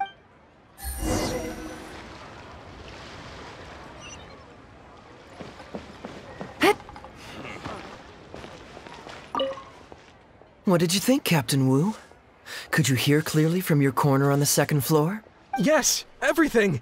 I can't thank you two enough. Wu, this was your doing, wasn't it? You and this Mondstatter planned the whole thing, along with that blonde one. And all the customers on that floor were in on it too, weren't they? I know where you live, and I know what your wife looks like, and your pretty little daughter, too. You crossed the wrong man today. Who'd be scared of a crook like you? I'll take you on any day of the week. Well, let's see how long that false bravado of yours will last. Oh, look at that. He figured it out. Guess he's not as dumb as we thought. Don't you two get cocky either. Just you wait. I will hunt you down. My apologies for having to leave this question until you'd vacated the premises. But I couldn't have things escalate inside the tea house. I hope you can understand our position. I noticed that all the guests on the second floor were present before you took your seats, then left almost immediately after you did. Would I be correct in saying you were looking to set this man up? Wait, so you saw through it right away? Under normal circumstances, we would never tolerate a scheme like this taking place on our grounds, as it risks damaging our owner's reputation. However, I understand that our owner holds the Traveler in high regard and must have good reasons for their actions. Still, I would appreciate an explanation, if only so that I can answer to the owner. Ah, as I thought. When you're operating on someone else's turf, you run the risk of clashing with the master of the house. Thankfully, we considered that possibility before going ahead with our plan. Over to you, brave hero. You're the one with the connections in Liyue. It's your time to shine. Okay, I understand the situation now. It goes without saying that I have no wish to stand in the way of your chivalrous deeds. I'll report everything you told me to our owner. Well, Captain Wu, remember what I promised you? What do you think? Angry and frustrated enough for you? Excuse me, coming through. Is this the Mr. Bai you reported to us? Yes, that's him all right. The one who scammed Captain Wu. Wait! Where's your evidence, And Wu, you've already recovered your Mora. I don't deserve to be punished twice for the same crime. You can't talk your way out of this one. You're already suspected of defrauding multiple victims out of smaller amounts, and the combined total meets the threshold for a conviction. If it turns out you're guilty in this case too, it'll only add to your sentence. Does the plaintiff have any witnesses? If so, we'd really appreciate if they could come with us and provide a testimony. You got tangled up in this too, huh? In that case, please come with me. Your witness statements will play a crucial role in helping to move this case forward. Don't worry, we won't take up too much of your time. And you, sir, can stop twiddling your thumbs. You're coming with us, too. Hey, keep your hands off me. I'll cooperate. Stop manhandling me.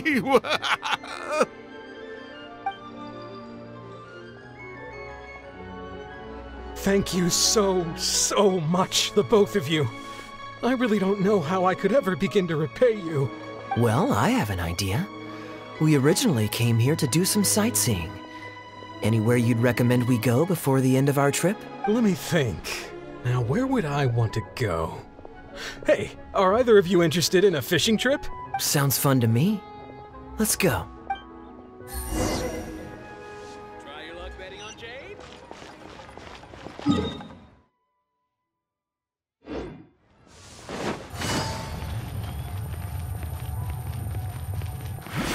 Take it easy.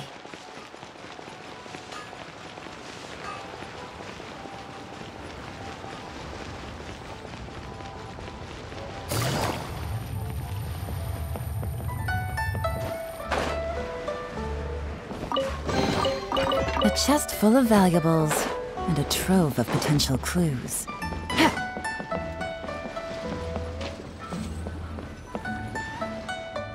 Well, this was certainly an eventful end to my trip. It wouldn't have been possible without you. Or my lucky coin, of course. Wouldn't be much of a lucky coin if it had. Besides, I already taught you how to become attuned to it. You still need some practice to master the technique, but luckily it decided to play nice and spare us any more complications. A better question to ask might be, what do I do to make this coin happy to work with me and show me whichever side I wish? My answer would be that I tell the coin a joke every time I toss it into the air. If it finds my joke funny, then it cooperates with me. Of course, this whole arrangement hinges on a pre-existing amount of trust between the two of us.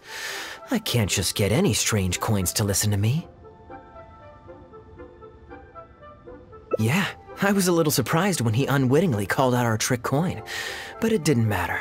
A good gambler always keeps their options open. You have to have a contingency plan for when the odds are against you. So when I went to the counter, I marked a regular coin as well as my trick one. That safely avoided any risk of him finding out about the trick coin. But it also meant that we wouldn't be able to control the result of that round. But hey, what does it matter? The fact that he made things a little more challenging only made it all the more exciting to watch him slowly but surely fall into our trap. Especially listening to him warn us about the possibility of a rigged coin right as we were scamming him. That was my favorite part.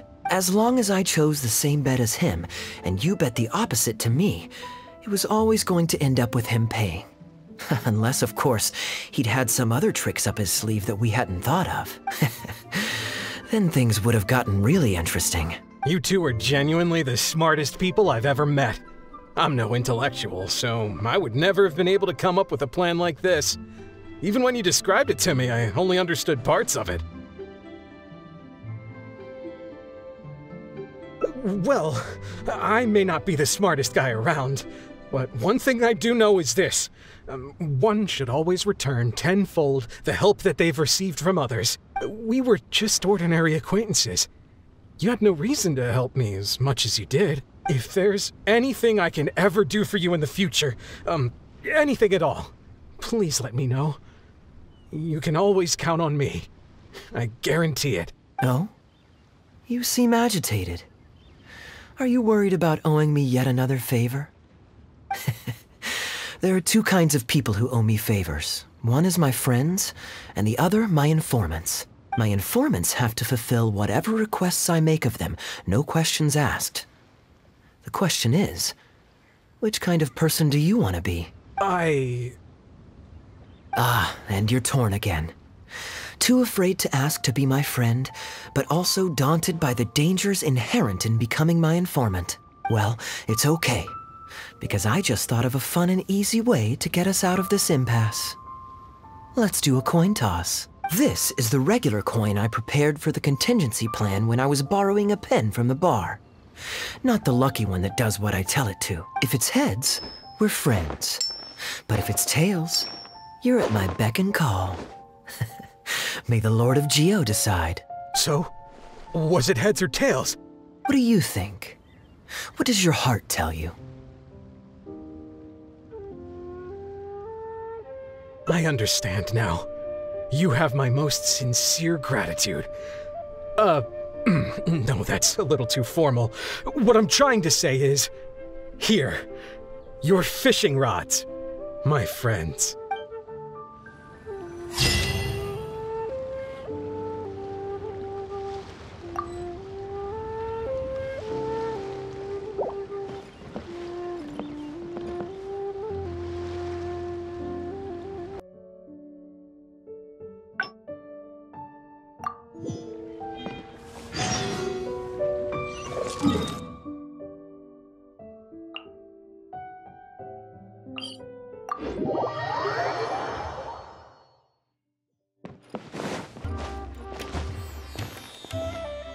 You're always so busy. It's high time you gave yourself a proper break. And anyway, life is short, so we should make the most of the time we have. Right now is the perfect time to relax and enjoy ourselves. Now I remember why you're an honorary knight. Of course being tempted by money is beneath you. Your honest character is dazzling to behold. Like the sunlight reflecting off the surface of Cider Lake in the late fall, I hold my hands up. My thinking was mistaken. In that case, I guess today's end-of-trip blowout is cancelled. I shall pack my luggage and prepare to return to Mondstadt.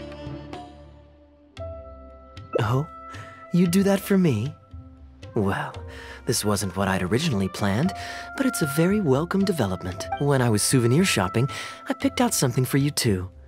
Guess my thoughtfulness wasn't in vain. Let's keep that a secret for now. Not because I want to keep you guessing. It's just that I didn't think I'd run into you here. All my gifts are back at the inn. I want you to find out for yourself when you open it. The surprise is what gift-giving is all about, is it not? Then it's settled.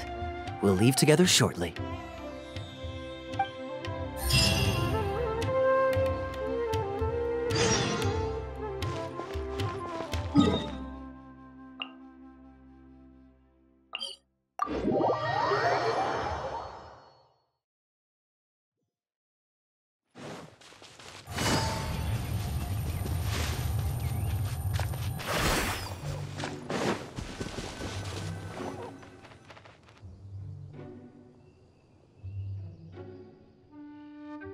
Look, Mondstadt's windmills.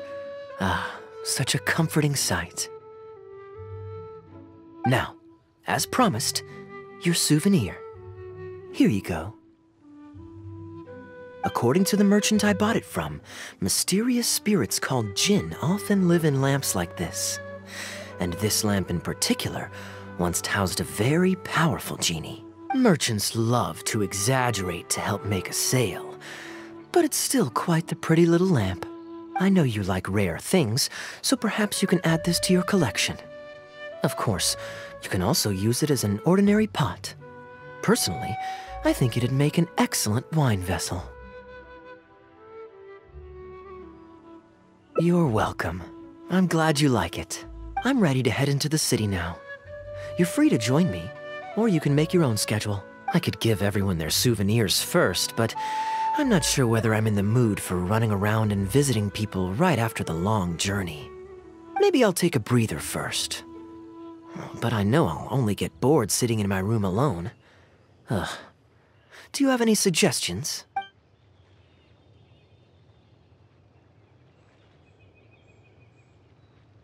Yes, I suppose. Okay, souvenir run it is. They're mostly people you know, so it'll be a chance for you to say hi to some people you haven't seen in a while. Let's start by going to the Knights of Favonius headquarters. Jean and Lisa will definitely be there, and with any luck, we might run into a few others too.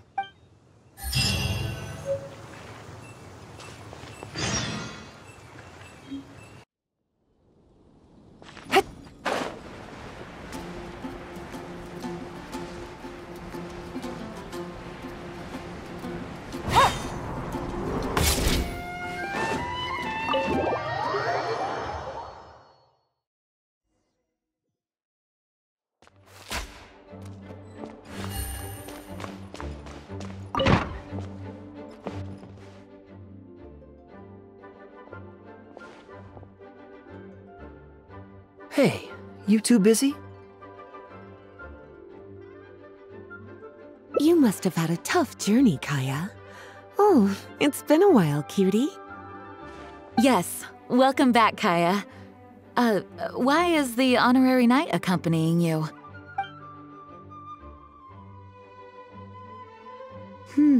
I understand. Back to matters at hand, Kaeya. I have already received your report. You did well this time, thank you. A few days ago, we received a letter from the representative of the Wine Merchants Association in Sumeru. It was thanks to your on-the-spot decisions that further losses, due to continued delays, were avoided. Just doing my duty. Anything to reduce the acting Grandmaster's workload. Oh, I nearly forgot. I have some unused travel funds. I'll return the surplus now.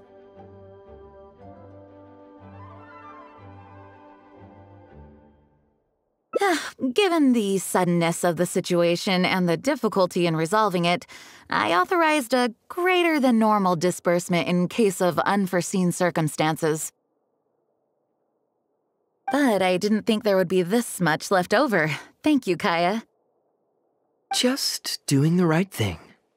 But I'm not actually here for a post-trip debrief. I brought some souvenirs back for everyone. Souvenirs from Sumeru?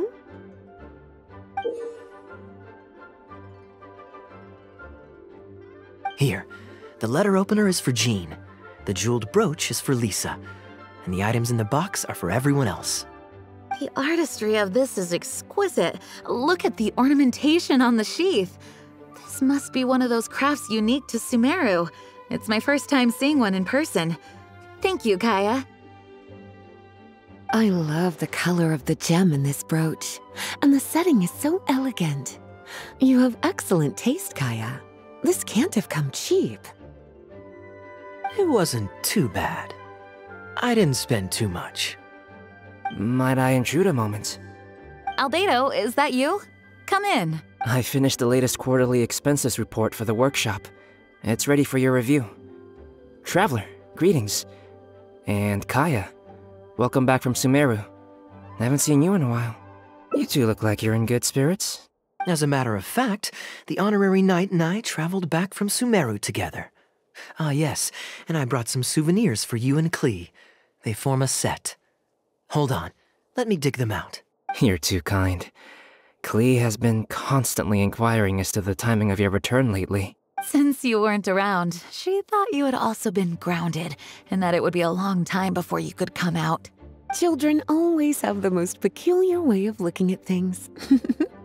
Also been grounded? Sounds like things haven't been too dull for you all in my absence. It's Klee's 3rd time this month. Evidently, you're not the least bit surprised. No. On the contrary, what would be a surprise is if Klee ever managed to stay out of trouble for a substantial length of time. Anyway, since my souvenir is part of a set with Klee's, there's no rush to give it to me. When Klee's next, released, I'll bring her to see you sometime. We'll collect our souvenirs together. Sure, makes sense. Leave the surprise for the person who'll enjoy it the most. I'll leave these documents here. I'll take my leave now, everyone. Kaya, I've approved your vacation request. Use this time to relax and unwind. Don't worry about the report and other work. I'll take care of it. You too, Honorary Knight. There isn't any work the Knights of Favonius require your assistance with at this time, so please take it easy. Thank you. Then we'll be going now. Enjoy your vacation. But don't forget to return the Fox and the Dandelion Sea series before it's due. Don't worry, I'm nearly done with those. I'll be able to return them in a few days.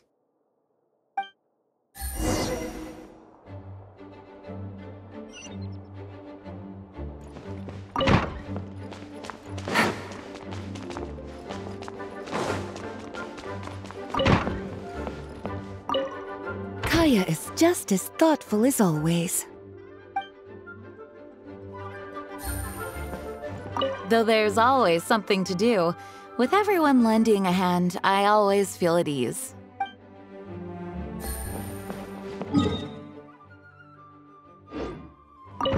Take it easy.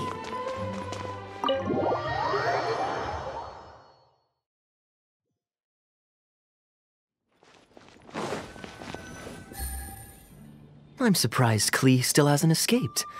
I taught her a few tricks just before I left.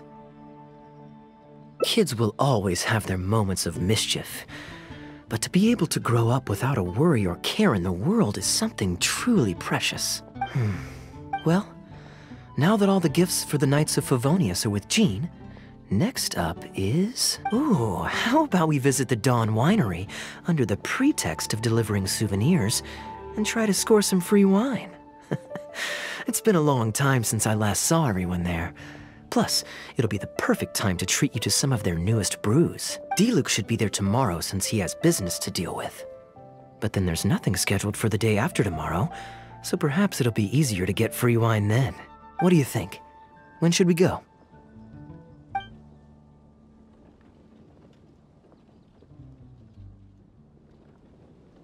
That works. Then I guess we'll see Diluc. Let's meet at the front entrance of the Dawn Winery tomorrow.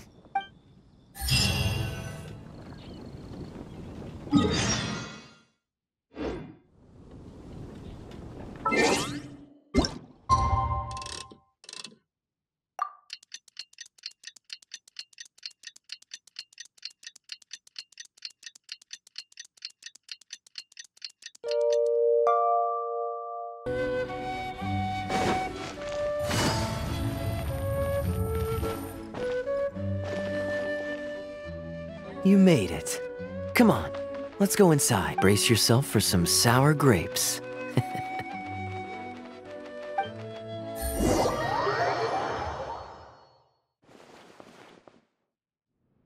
If you're not feeling well, then let me go this time.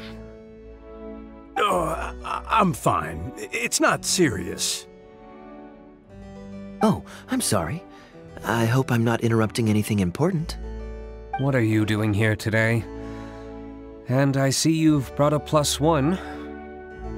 Oh, it's nothing particularly pressing. It's just that we recently returned from Sumeru, and given how long it's been since we last visited the winery, we thought we'd drop by and say hello. Is that it? Make yourselves comfortable then.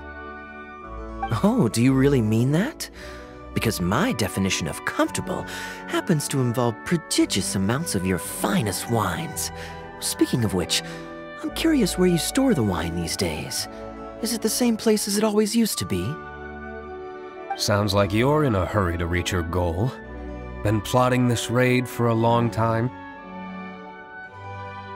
Plotting a raid?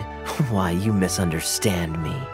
The truth is, a rumor happened to reach my ears recently. My informants tell me that last month, the Dawn Winery spent a large sum of mora on 2 bottles of limited edition Northland Valberry liquor.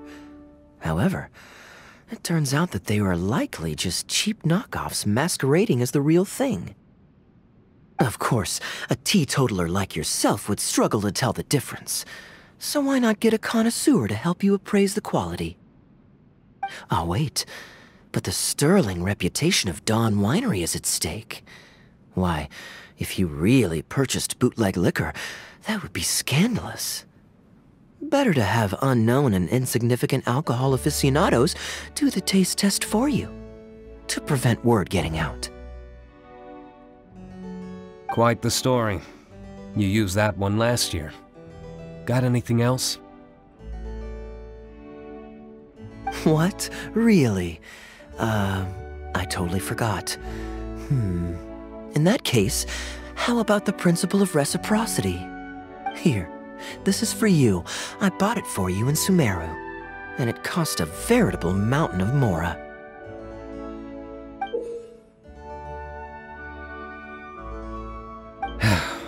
Thanks. Put it on the table. That's it? No comment whatsoever? You want a comment? Okay then. This thing is very in line with your unique aesthetic tastes. Much like that vase over there.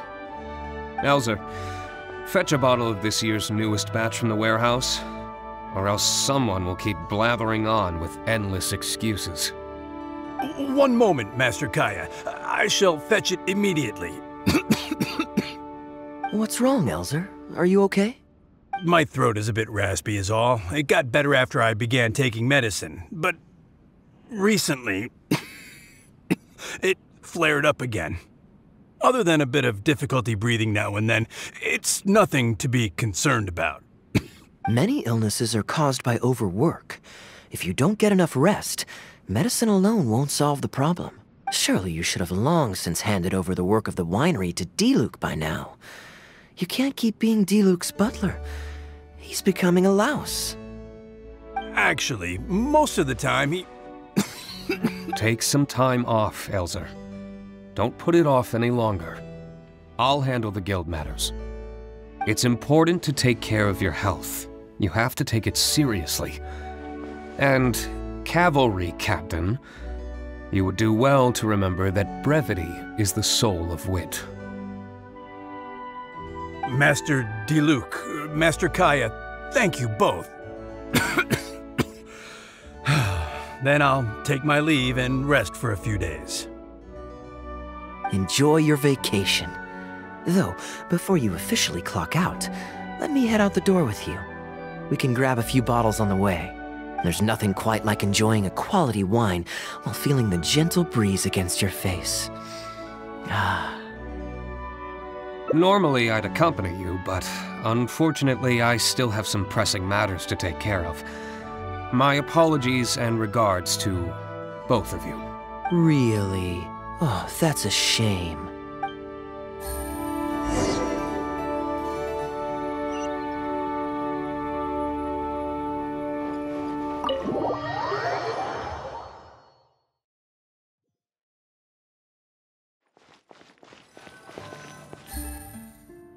I asked Connor to select a bottle of our best. He'll bring it by shortly. You asked Connor? He hasn't seen you in a while. He's just happy to be able to do this for you. Considerate as ever. Ah, Elzer, I also brought you a gift. Here, this belt buckle's for you. Such artistry. Thank you very much indeed. I'll put it on as soon as I get home. Glad you like it. Go on, enjoy your time off. And don't forget to see a doctor. Very well, Master Kaya. I'll be taking my leave now.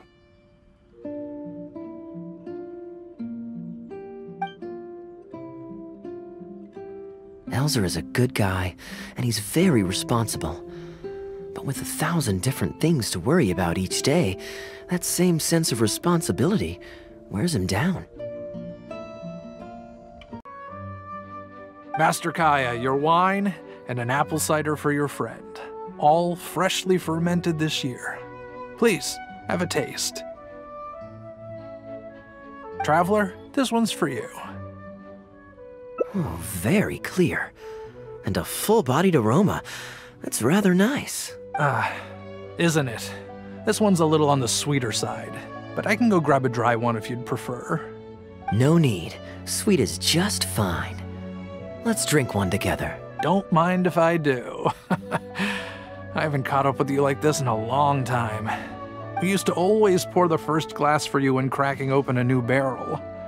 With you gone these past few years, I've had to drink it for you.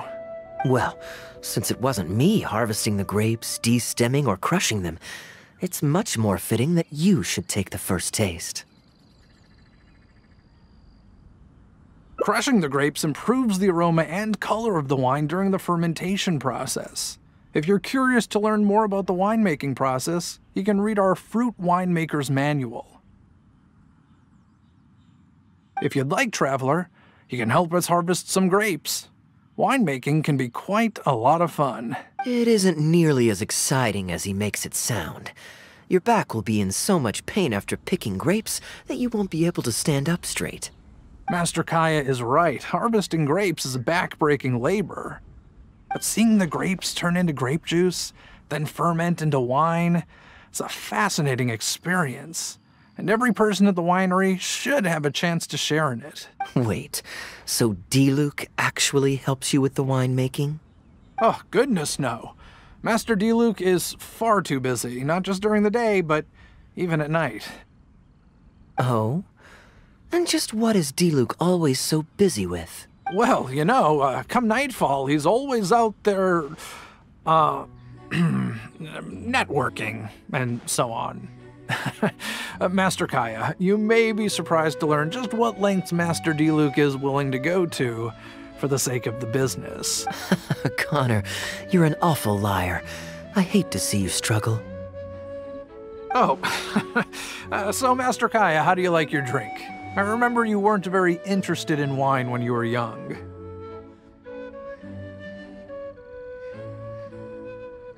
That was because the adults said children weren't allowed even a drop. Don't you remember how much trouble Diluc got in that time he snuck a drink? Ah, yes, of course. Adalind even covered for the two of you. But on a serious note, having grown up at a winery, I spent my childhood watching Tunner plant the grape seeds, waiting for them to ripen on the vine, harvesting them together, and waiting for the alcohol to ferment. Even though I couldn't help with making distilled spirits, watching everyone work was fascinating. How could anyone not love to drink with a childhood like that? So, let us raise a glass to wine itself, and in thanks to the gracious hospitality the winery has shown us today. Hear, hear, to Dawn Winery.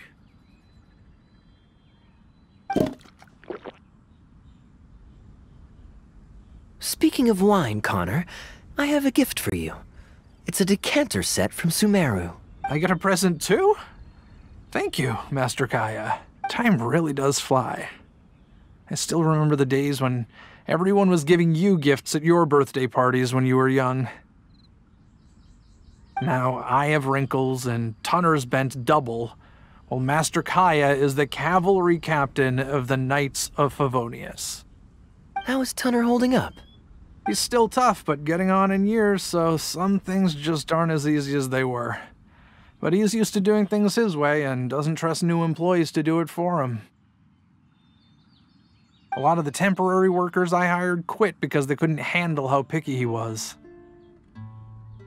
Master Kaya, if you have time, why not go talk to him about it? You're probably the only person he'll listen to besides Master Diluc. I definitely owe him a visit. I haven't seen him in some time, and I do have fond memories of the days when he was teaching me to pick grapes.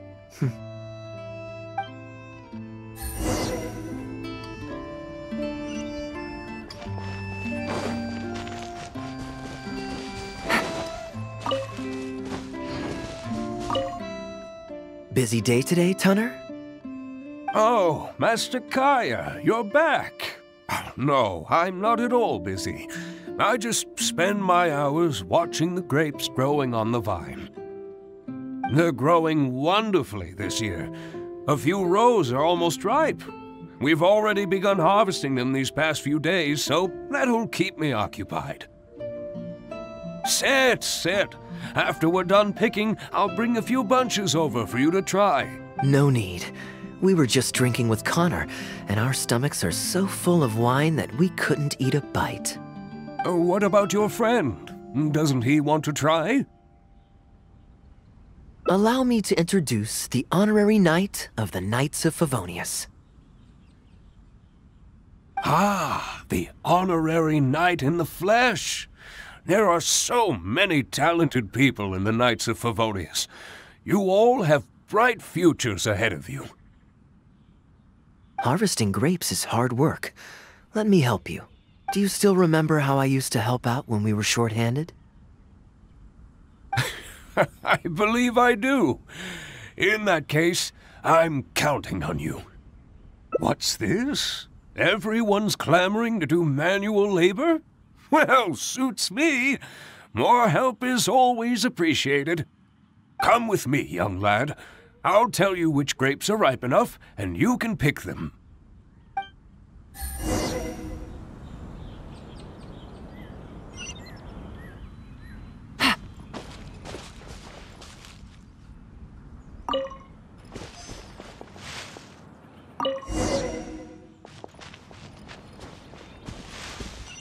Ooh, you have nimble hands, lad. Master Kaya wasn't nearly so careful when he was young. He mangled so many his first time. What a waste. Fortunately, the young master has a good head on his shoulders. Didn't take long for him to get up to speed. And now he's turned into such an outstanding young man, polite and kind.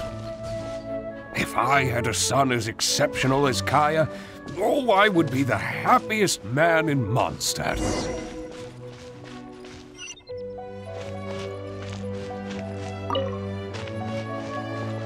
There's a few more rows of grapes up ahead. Let's finish picking them together. Careful not to damage the grapes when you pinch the stem.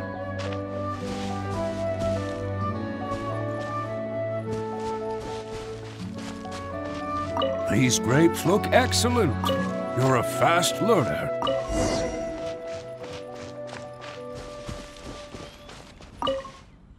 I'll take them. Good job.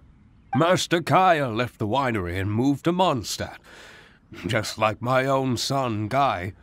He left home to join the Knights of Favonius, too.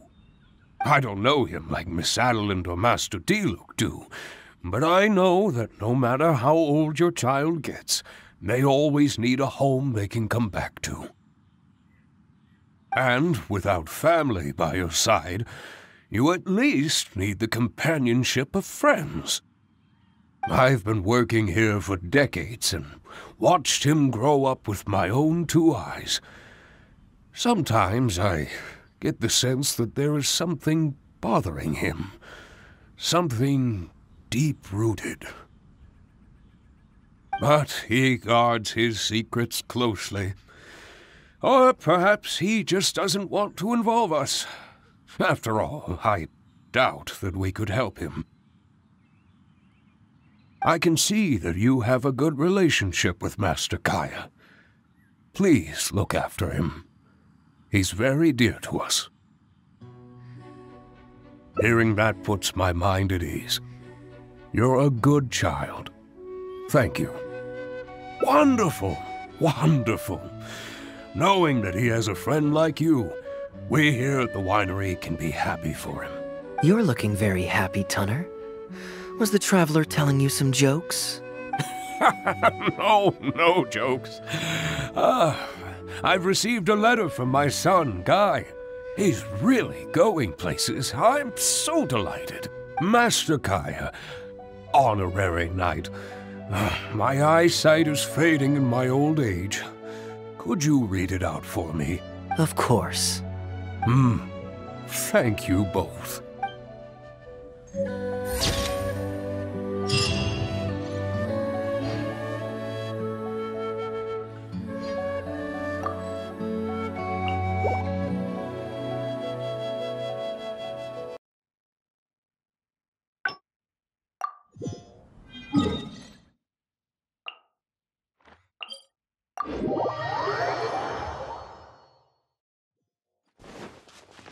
Take it easy.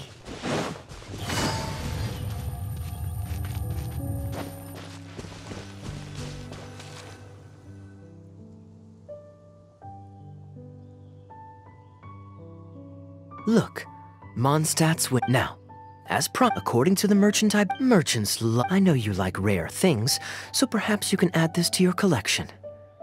You're welcome.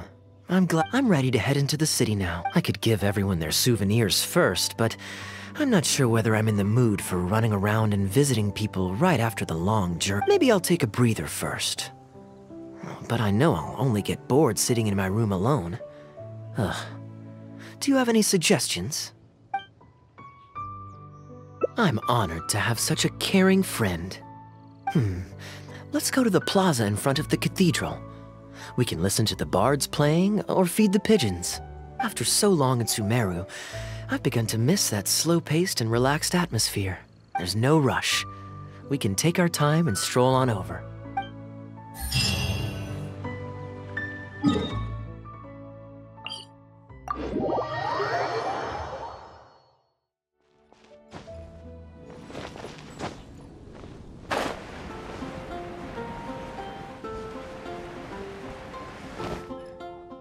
Port Ormos is always lively, even late into the night.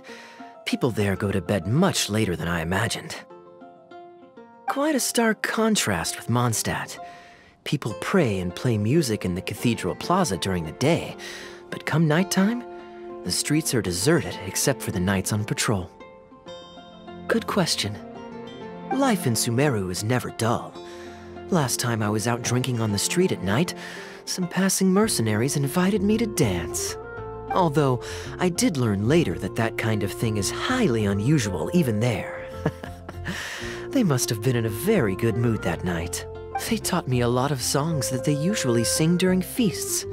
It really was a fun night. But be that as it may, I think I'm more suited to the free and easy life in Mondstadt. Simple, honest folks like me, we don't need much to be content.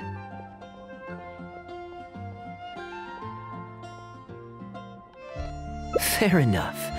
Let's shelve that discussion for now. Have you ever had a chance to hear the cathedral choir before? The hymns they sing are a whole tradition in their own right. Quite different from the folk songs that the bards play. Well, let's see if we can catch them today. Sister Grace is right there, so we can ask her about the choir's schedule.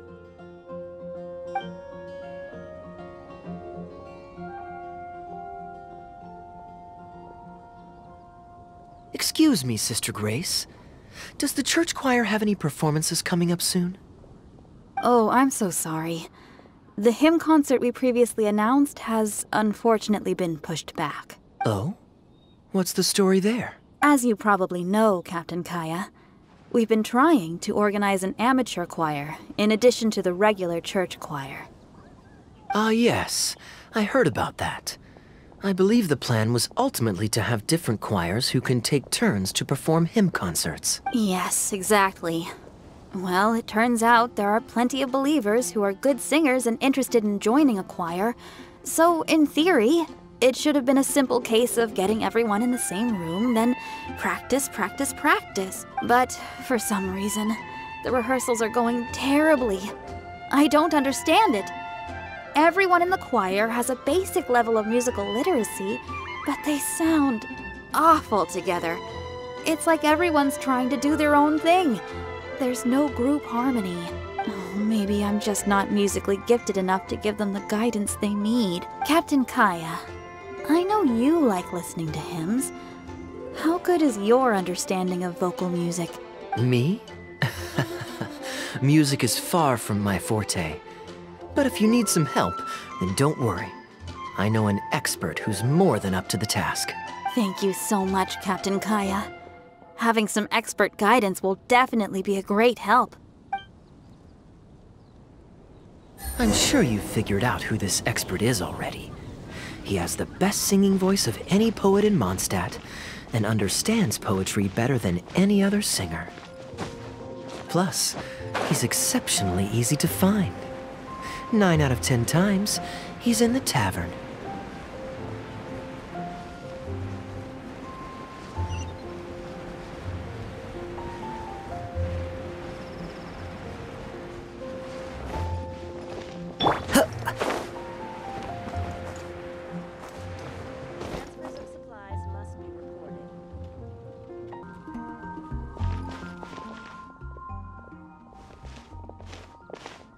Good day.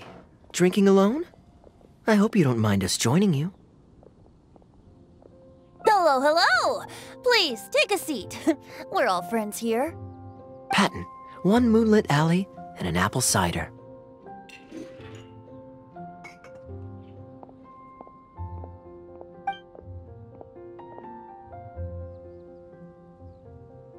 Ooh, excellent choices.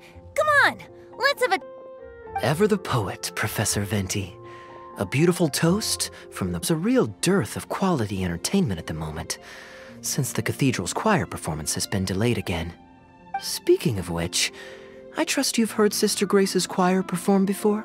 Of course! Though the format is a little on the singer's passion and joy in their voice, I consider it a phenomenal performance. Performances? Oh? And why is that? Think about it. It's only because of his patient guidance and protection that the people of Mondstadt can now sing such beautiful hymns in the cathedral. It must be quite... Actually, maybe Barbados himself doesn't give it so much thought. What matters is that the people enjoy what they're listening to. If Sister Grace was able to see things that way, perhaps she wouldn't feel so distressed. Huh? Distressed? About what? Ugh, she might be... They should just be allowed to sing whatever they want. It'll all sound good. I'm pretty sure the first... Besides, he is the god of freedom. Surely he'd prefer to hear Mondstadters sing their hearts out however comes naturally to them. I only brought enough money for 1 bottle today. I'll have to pass. Another bottle of apple cider for Venti, please, Patton. My treat. A humble bard's woes are whisked away on the wind. And so it falls to this humble bard to pass the blessing on to another. Then this is probably the single most worthwhile alcohol purchase I've ever made. With your help, Sister Grace's problems are as good as solved. Sister Grace is a devout follower who worry too much about the smallest things.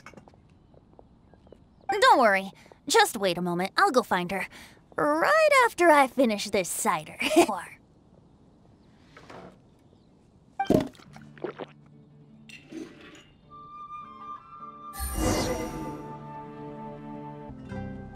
Kaya is a wily character, but free wine is always the most delicious. Nah, it's fine. I mean, the church's choral hymns aren't exactly my strong suit. What with all the finicky format, I'll be able to help. Hey, if I'm happy and Sister Grace is happy and the audience is happy, that's a great thing, isn't it?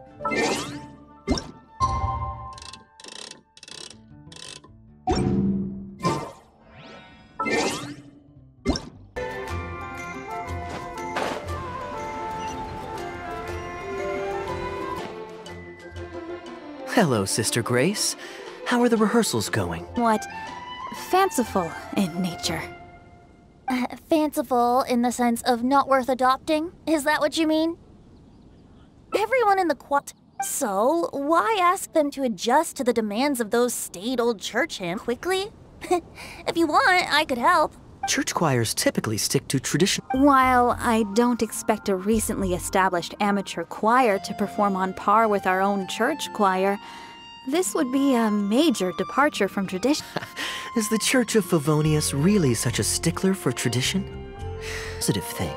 So Venti, do you think the Animo Archon would like to hear a new melody?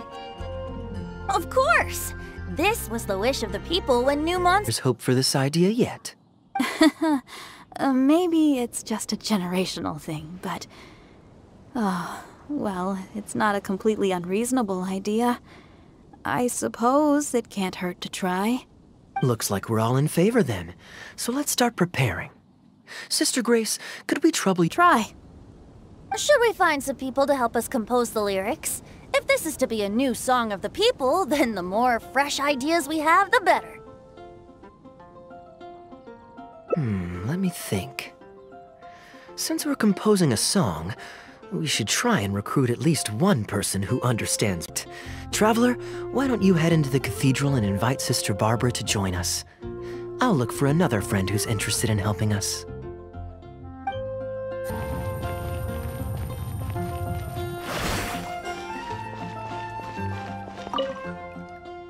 Let the wind lead.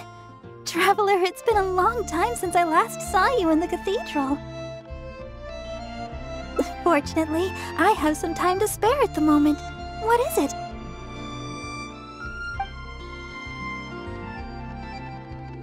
Oh, I see! What an interesting idea. The hymns we know today have been passed down to us through the ages. Very few people, and write with reverence and devotion. Perhaps our new song can become part of the tradition that is passed on and bring joy to future generations. I never imagined that the Bard would come up with such an amazing suggestion. I'd really love to be a part of this. Sure. Let's go there together right now.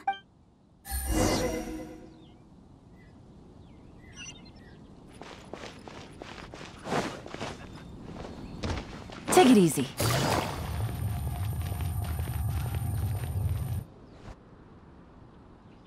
Ah, you're here. You took your sweet time. I've seen Kaya play Genius Invocation TCG, making up a bunch of baloney to distract his opponents. He's a trickster plain and simple.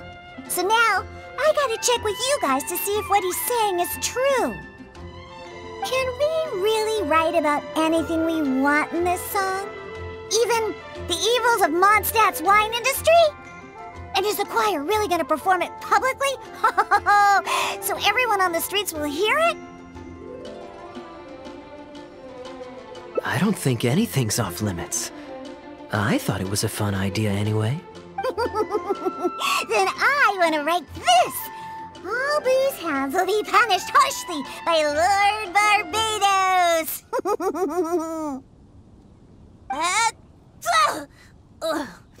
That's a very novel idea indeed.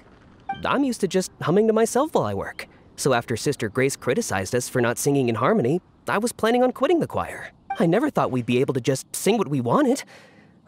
What a relief. Plus, we get to write a song with Sister Barbara. I'm so honored. Thank you, everyone.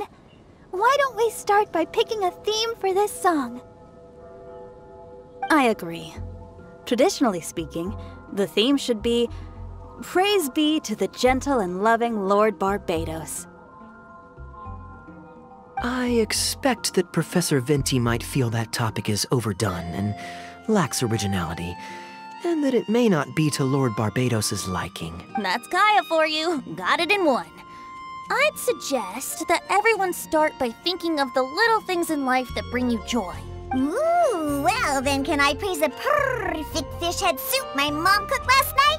Of course you can. I think I'd like to rejoice in the precious days spent together with family. Let us praise Mondstadt, the city that allows us to sing freely. See? Already we have lots of wonderful ideas.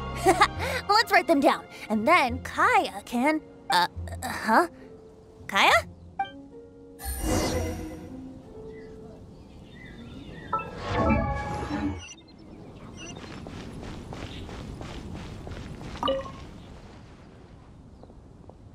What are you doing here? Didn't want to participate in the discussions? I just wanted to take you to hear a performance, but that obviously didn't happen thanks to the problems with the choir rehearsals. The rehearsals are now back on track, so I've done my part. If I stay here any longer, I'll probably get roped into singing with them. I'd rather it didn't come to that. My songwriting abilities are limited.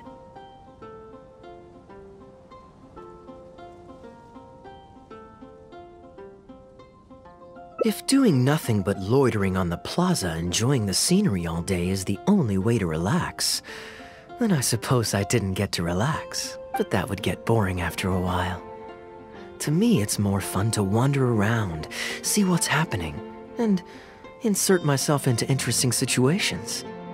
Besides, can you be so sure I didn't have something to gain from helping Sister Grace with her choir rehearsal dilemma these past few days? Oh-ho!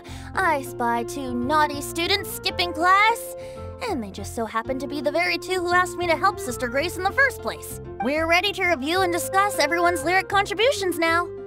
Hey, why is it that you look like you're trying to run away? I still recall the teachings of Professor Venti. The Animo Archon cares not about how moving the people's songs of praise are, but rather whether or not the song comes from the heart. With so many true believers gathered together earnestly writing a song for him, I'm sure the Animo Archon is watching on and feels very satisfied. That's what a song of worship is all about. So, mission accomplished. And that's the reason you've decided to leave? Slipping away before the final verse is sung, before the poet has uttered the last line, before everything has concluded. I don't know. Something about it just resonates with me. Oh no, you've seen right through me. Wow, that was a craftily crafted speech. I almost fell for it. But to share all this with a group of friends, only to find myself one friend short before the final verse is sung, before the poet has uttered the last line, before everything has concluded, I don't know. Something about it just irritates me. If you don't want to write a poem, then let me gift you one. Abandoned to whatever fortune the cruel waters bring, bereft of control, directionless I swing. The swift currents surge, and onward I urge, through the snow and frost that fall and winter bring. Majestic waves cresting, surf roaring its tail, none but the ocean to hear as I sing. The stars in my eyes as I chart toward the horizon, that into one day from the endless dome of night I shall spring. If you are a chaser of freedom, the Animo Archon will bless you. So why not let those feelings out and sing with everyone? A boat that has come unmoored will not get lost in the night, but sail towards the dawn. A beautiful image. Of course, you don't have to believe in it, but the winds of Mondstadt will guide every lost ship back to safe harbor. Well, after a fine poem like that, it would be plain rude of me not to rejoin you. Let's head back together. You 2 of all people have to be there for the grand finale.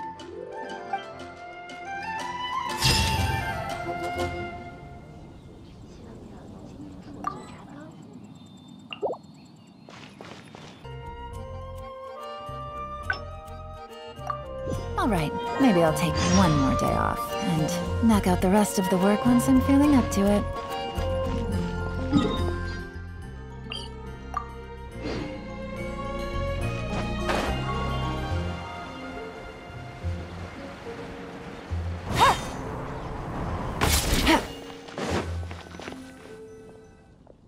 I'm surprised Klee still hasn't escaped. I taught her a few tricks just before I left.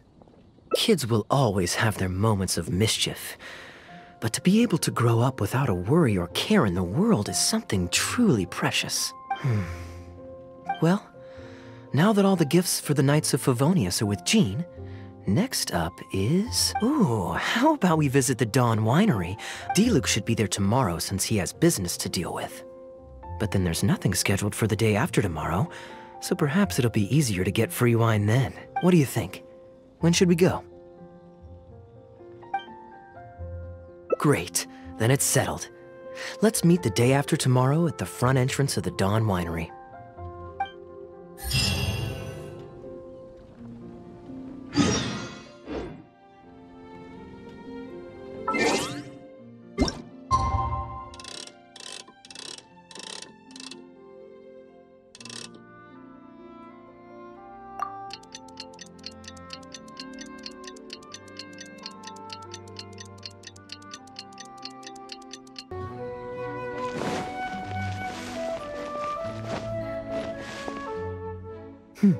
You're more punctual than I expected. Let's head inside.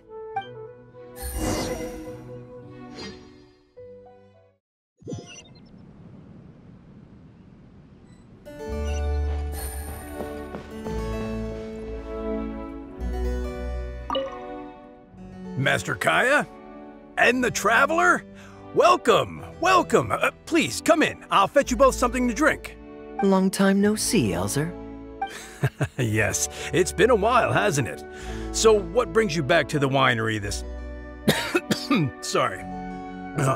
Is there anything I can do for you? No need to be so formal. I just returned from Sumeru and dropped by to see you all. Ah, what a pity. Master Diluc went out to handle business last night and hasn't returned yet. Never mind. The main thing is that you and Adeland are here. Oh, speaking of Adeland, where is she? She's taking some time off. She was busy cleaning yesterday and finally has a bit of time to herself. Perfect. I brought some gifts for you both. Here. My goodness, it's exquisite. Thank you, Master Kaya. I'll treasure it. Would you like anything to drink? We recently finished making a new batch of dandelion wine. Well, what perfect timing. I was just wondering how this year's batch was coming along. Let me fetch a barrel and have someone deliver it to the Knights of Favonius headquarters for you. Oh, I won't be needing an entire barrel. A couple of bottles will be more than sufficient. Else Diluc might say I came here to beg. Oh, Master Diluc might grumble, but he doesn't mean it. Anyway, let me fix you both a drink. Much obliged.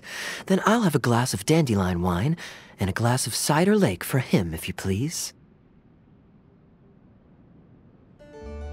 The name is not that literal. It is a drink with virtually no alcoholic content, as Master Kai will be aware. I'll prepare them now. Please, wait a moment.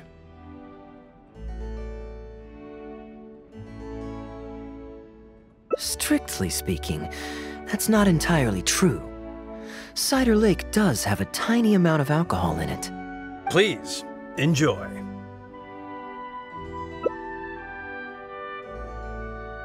Pleased you liked it. Looks like my bartending skills haven't faded with age. How have you been recently? Is the winery's business doing well? To tell you the truth, we've had our work cut out for us recently trying to fulfill some major orders. Things have only just started to quiet down over the last couple of days. So, you've had no time off lately? Master Diluc was concerned about the same thing. But with him being out on business for a few days, who would take care of business and the guests if I were to take time off? Maybe some other time. At least take half a day to see a doctor and make sure you're okay. If your condition worsens, Diluc will never forgive himself. You make a fair point. If you're worried about having someone to handle the winery, why not leave it to me? I'm familiar enough with your responsibilities to cover for you for a while. Master Kaya, Please, come back to the winery more often. we all miss you very much. All right, all right. No need for that kind of talk. Come on. I'll see you out.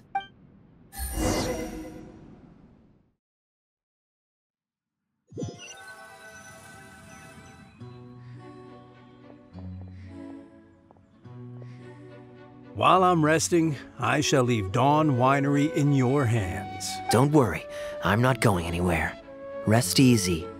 And go see the doctor. Such great weather today. A calm breeze and delicious wine. This is quite the treat. Though, it's a pity this batch seems a bit bland. How about I go to the wine locker and fetch one from the reserve collection? I remember it's on the 2nd floor. Of course it's fine. I promised Elzer I'd help. I said nothing about leaving the wine alone. Sorry, I'm a little late to the welcome party, but I believe I just heard the words wine locker and reserve collection. Planning on pilfering a bottle of reserve, Master Kaya? The reserve collection is reserved for a reason, you know. You should at least run it past Master Diluc first. Oh, Adeland, surely you misheard. We were simply taking a walk around the house. I see. Anyway, what brings you and the traveler to the winery today? We just returned from Sumeru. It's been a while, so I thought we might drop by and say hello. And perhaps enjoy a complimentary drink while we're here. Surely you wouldn't object, Adeland. How could I object?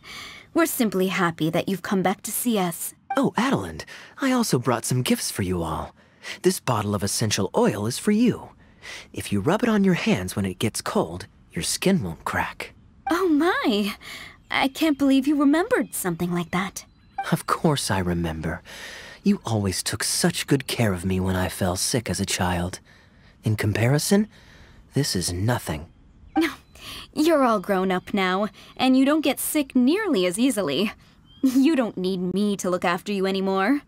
True, I don't get sick as much. But speaking of being looked after, when I was in Sumeru, I did find myself and my stomach missing your cooking so terribly. Oh, are you hungry? Would you like to eat something?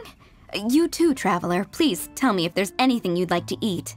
Well, now that you mention it, I do actually feel a bit peckish. Steak? Oh, yes. A nice steak would really hit the spot. Fragrant cedarwood grilled, medium, stewed vegetables on the side? Yes, just like you always used to make. Thank you kindly, Adeland. My pleasure. Traveler, I'm sorry I'm not familiar with your preferences. Would you like to come with me and select a few dishes?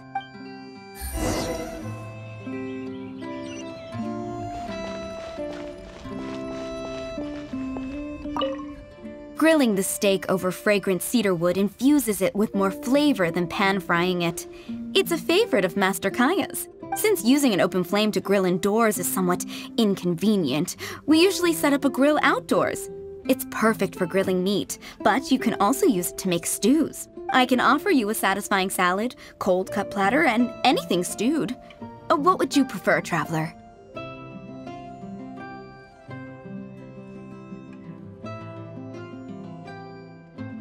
Okay, right away. Master Kaya really likes stewed vegetables, but it takes the most time. So I'll start making that first and then prepare your meal once that's underway. Of course! I looked after him and Master Diluc when they were growing up. He wasn't always such a complicated character. He was a gentle child, polite and very sweet. Boys, huh? The gentle ones grow up to be wild, and the rambunctious ones become quiet and reserved. At least that's my experience. If there's anything you don't understand about Master Kaya and his antics, please feel free to talk to me about it. His temperament has changed quite a lot over the years, but he still has a lot of the endearing qualities I remember.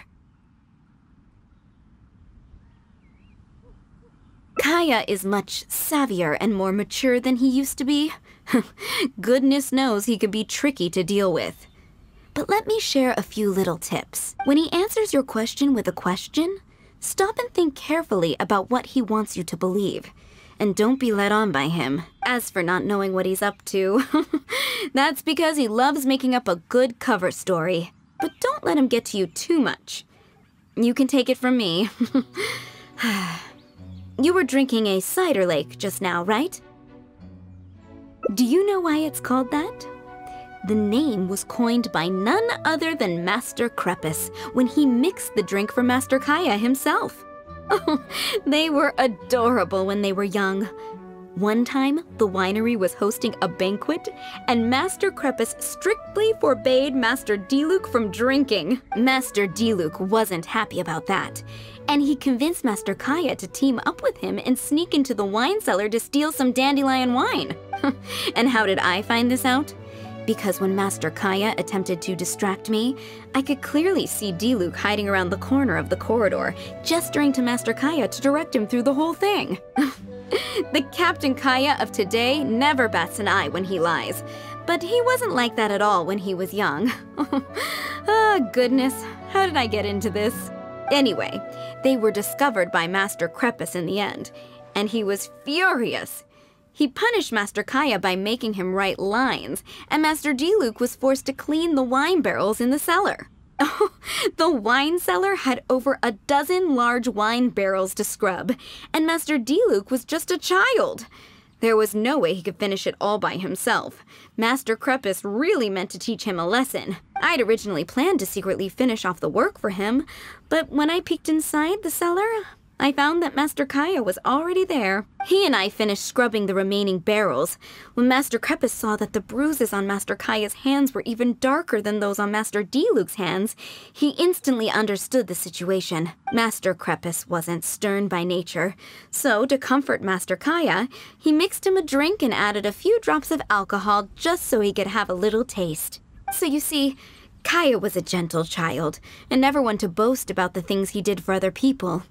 Sometimes he'd even deny it if asked. His friends have a special place in his heart, even if he keeps this to himself. Kaya's quite a smooth talker these days, but I can tell that his habit of quietly helping others hasn't changed. Ah, good. Okay, the stew is nearly ready, but the meat and the other dishes will need a moment. Please wait at the table. I'll be over shortly.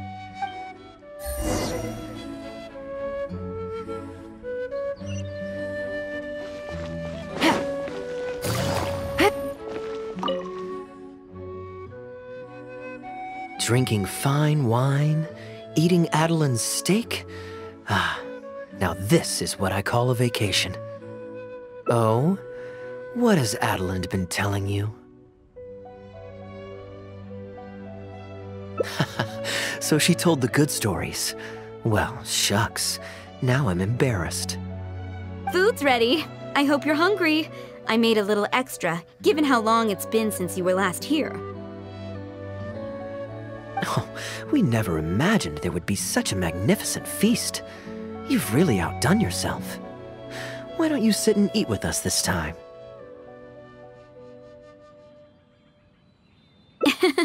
If you keep chatting away, the food will get cold. I'll wait here. Please call me if you need anything. I'm afraid that just won't do, Adeline. I'm serious. We get together so rarely. Can't you bend the house rules just this once? After all, I don't live here anymore, so I'm just a regular guest. You aren't going to refuse your honored guest this small request, are you? Since it's you, Master Kaya, I see no choice but to honor your request. I know that us sharing a meal is a sign of our close relationship, but this is technically against the rules for a maid, so please forgive me for rebuffing you at first. I didn't mean to sound rude. Traveler, given how petty Master Kaya can be, it must be hard for him to make friends. Does he have any friends in the Knights of Favonius? See? I do have a way with people, and now I have him here to back me up. Hello, everyone. Pardon me, but is this Dawn Winery? I'm Guangzhi, a guard with the Secure Transport Agency under the Liyue Communications Office. Here's my card. No wonder Elzer felt so strongly about staying. He certainly wasn't kidding about how busy it is. Mr. Guangzhi, a pleasure to make your acquaintance. The pleasure is all mine. The Secure Transport Agency has worked with your fine establishment in the past, though we have only corresponded through letters. I always found it a great pity that I, the overseer of our cooperation, have never had the occasion to visit in person. Why don't we go inside to discuss the details? No doubt the conversation will flow better with some of our wines to taste. Adeland, we'll continue our discussion later. Could you fetch some apple cider for the three of us? Certainly, Master Kaya. Please wait a moment.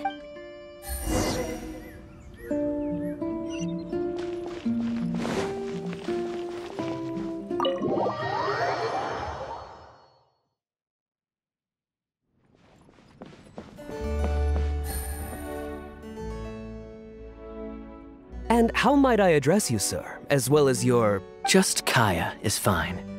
I'm standing in today for Elzer, who usually manages the winery's business. And this is my good friend. A pleasure to meet you as well. I'm not just here today to pay a visit. I actually have an invitation for Master Diluc to cut the ribbon at a ceremony to celebrate our agency's business. Our collaboration with Dawn Winery last year was quite successful, and I was curious about your product shipment plans for the next quarter. If it's no trouble, please, also mention to Master Diluc that our agency has expanded this year, so if the winery has any additional needs, please consider us. Master Kaya, the apple cider you requested. Master? Wait. Pardon my foolishness, but might I inquire as to your relation to Dawn Winery? I'm Master Krepus's adopted son, and Master Diluc's brother. However, as a serving captain with the Knights of Favonius, I am rarely at the winery. My mistake. I apologize for not realizing earlier. I do hope I have not done you a discourtesy. You may have misunderstood, Mr. Guangzhi.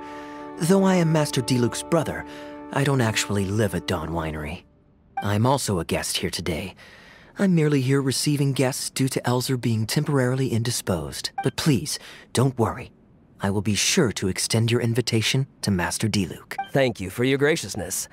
I knew the Dawn Winery's wines were delicious, but I am only now discovering how wonderful the apple cider is. It has a clear and inviting fragrance. In addition to the apple cider, the winery has an extensive collection of reserve wines and liquors. I see you are also a connoisseur of fine wines, so it would be a shame not to sample some. Adeland, please fetch a bottle from the reserve collection in the second floor wine locker. As you wish, Master.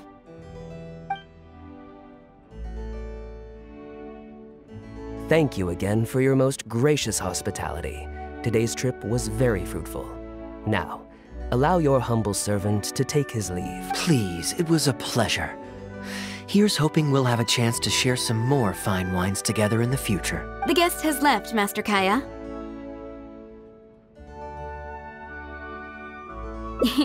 It's no skin off my nose. Master Diluc may have a few choice words when he learns of the situation, but that's all. All I really wanted to say is, you will always be a part of the Dawn Winery family, Master Kaya. I have never considered you an outsider. No matter when, if you ever feel tired, you'll always be welcome here. I understand, Adeland. Oh, now this is a busy day. Who's at the door this time? Hello, everyone. I'm back. Now that was fast. How are you feeling? The doctor said there was nothing to worry about. I just need some rest. But on the way back, I met someone who was looking for Master Kaya. Kaya! Shh! Klee's here to rescue you. Come on! Let's escape. Mr. Honorary Knight! Are you grounded with Kaya too? Grounded? Yes, Albedo was saying something about that. Sumeru was fun, but it can't compare with Mondstadt. So here we are. You two must have done something to make Jean mad, but that's okay. Kaya has rescued Klee loads of times before, so when Albedo told me you came back, I went and said sorry to Jean. Kaya, you're free now! We can go play together again! Oh, if my memory serves me correctly, this child is... This is a fully qualified Knight of Favonius, Klee. Hello, miss. I'm Klee. We're sorry. Please don't ground Kaya. What? I really need to take Kaya and Mr. Honorary Knight away, so we can go find Albedo, Sucrose, Amber, together. I see. Hello, Miss Klee. You needn't worry. Master Kaya's grounding is long over. See, Adelind, you don't need to worry about me. I have lots of people to care for me now.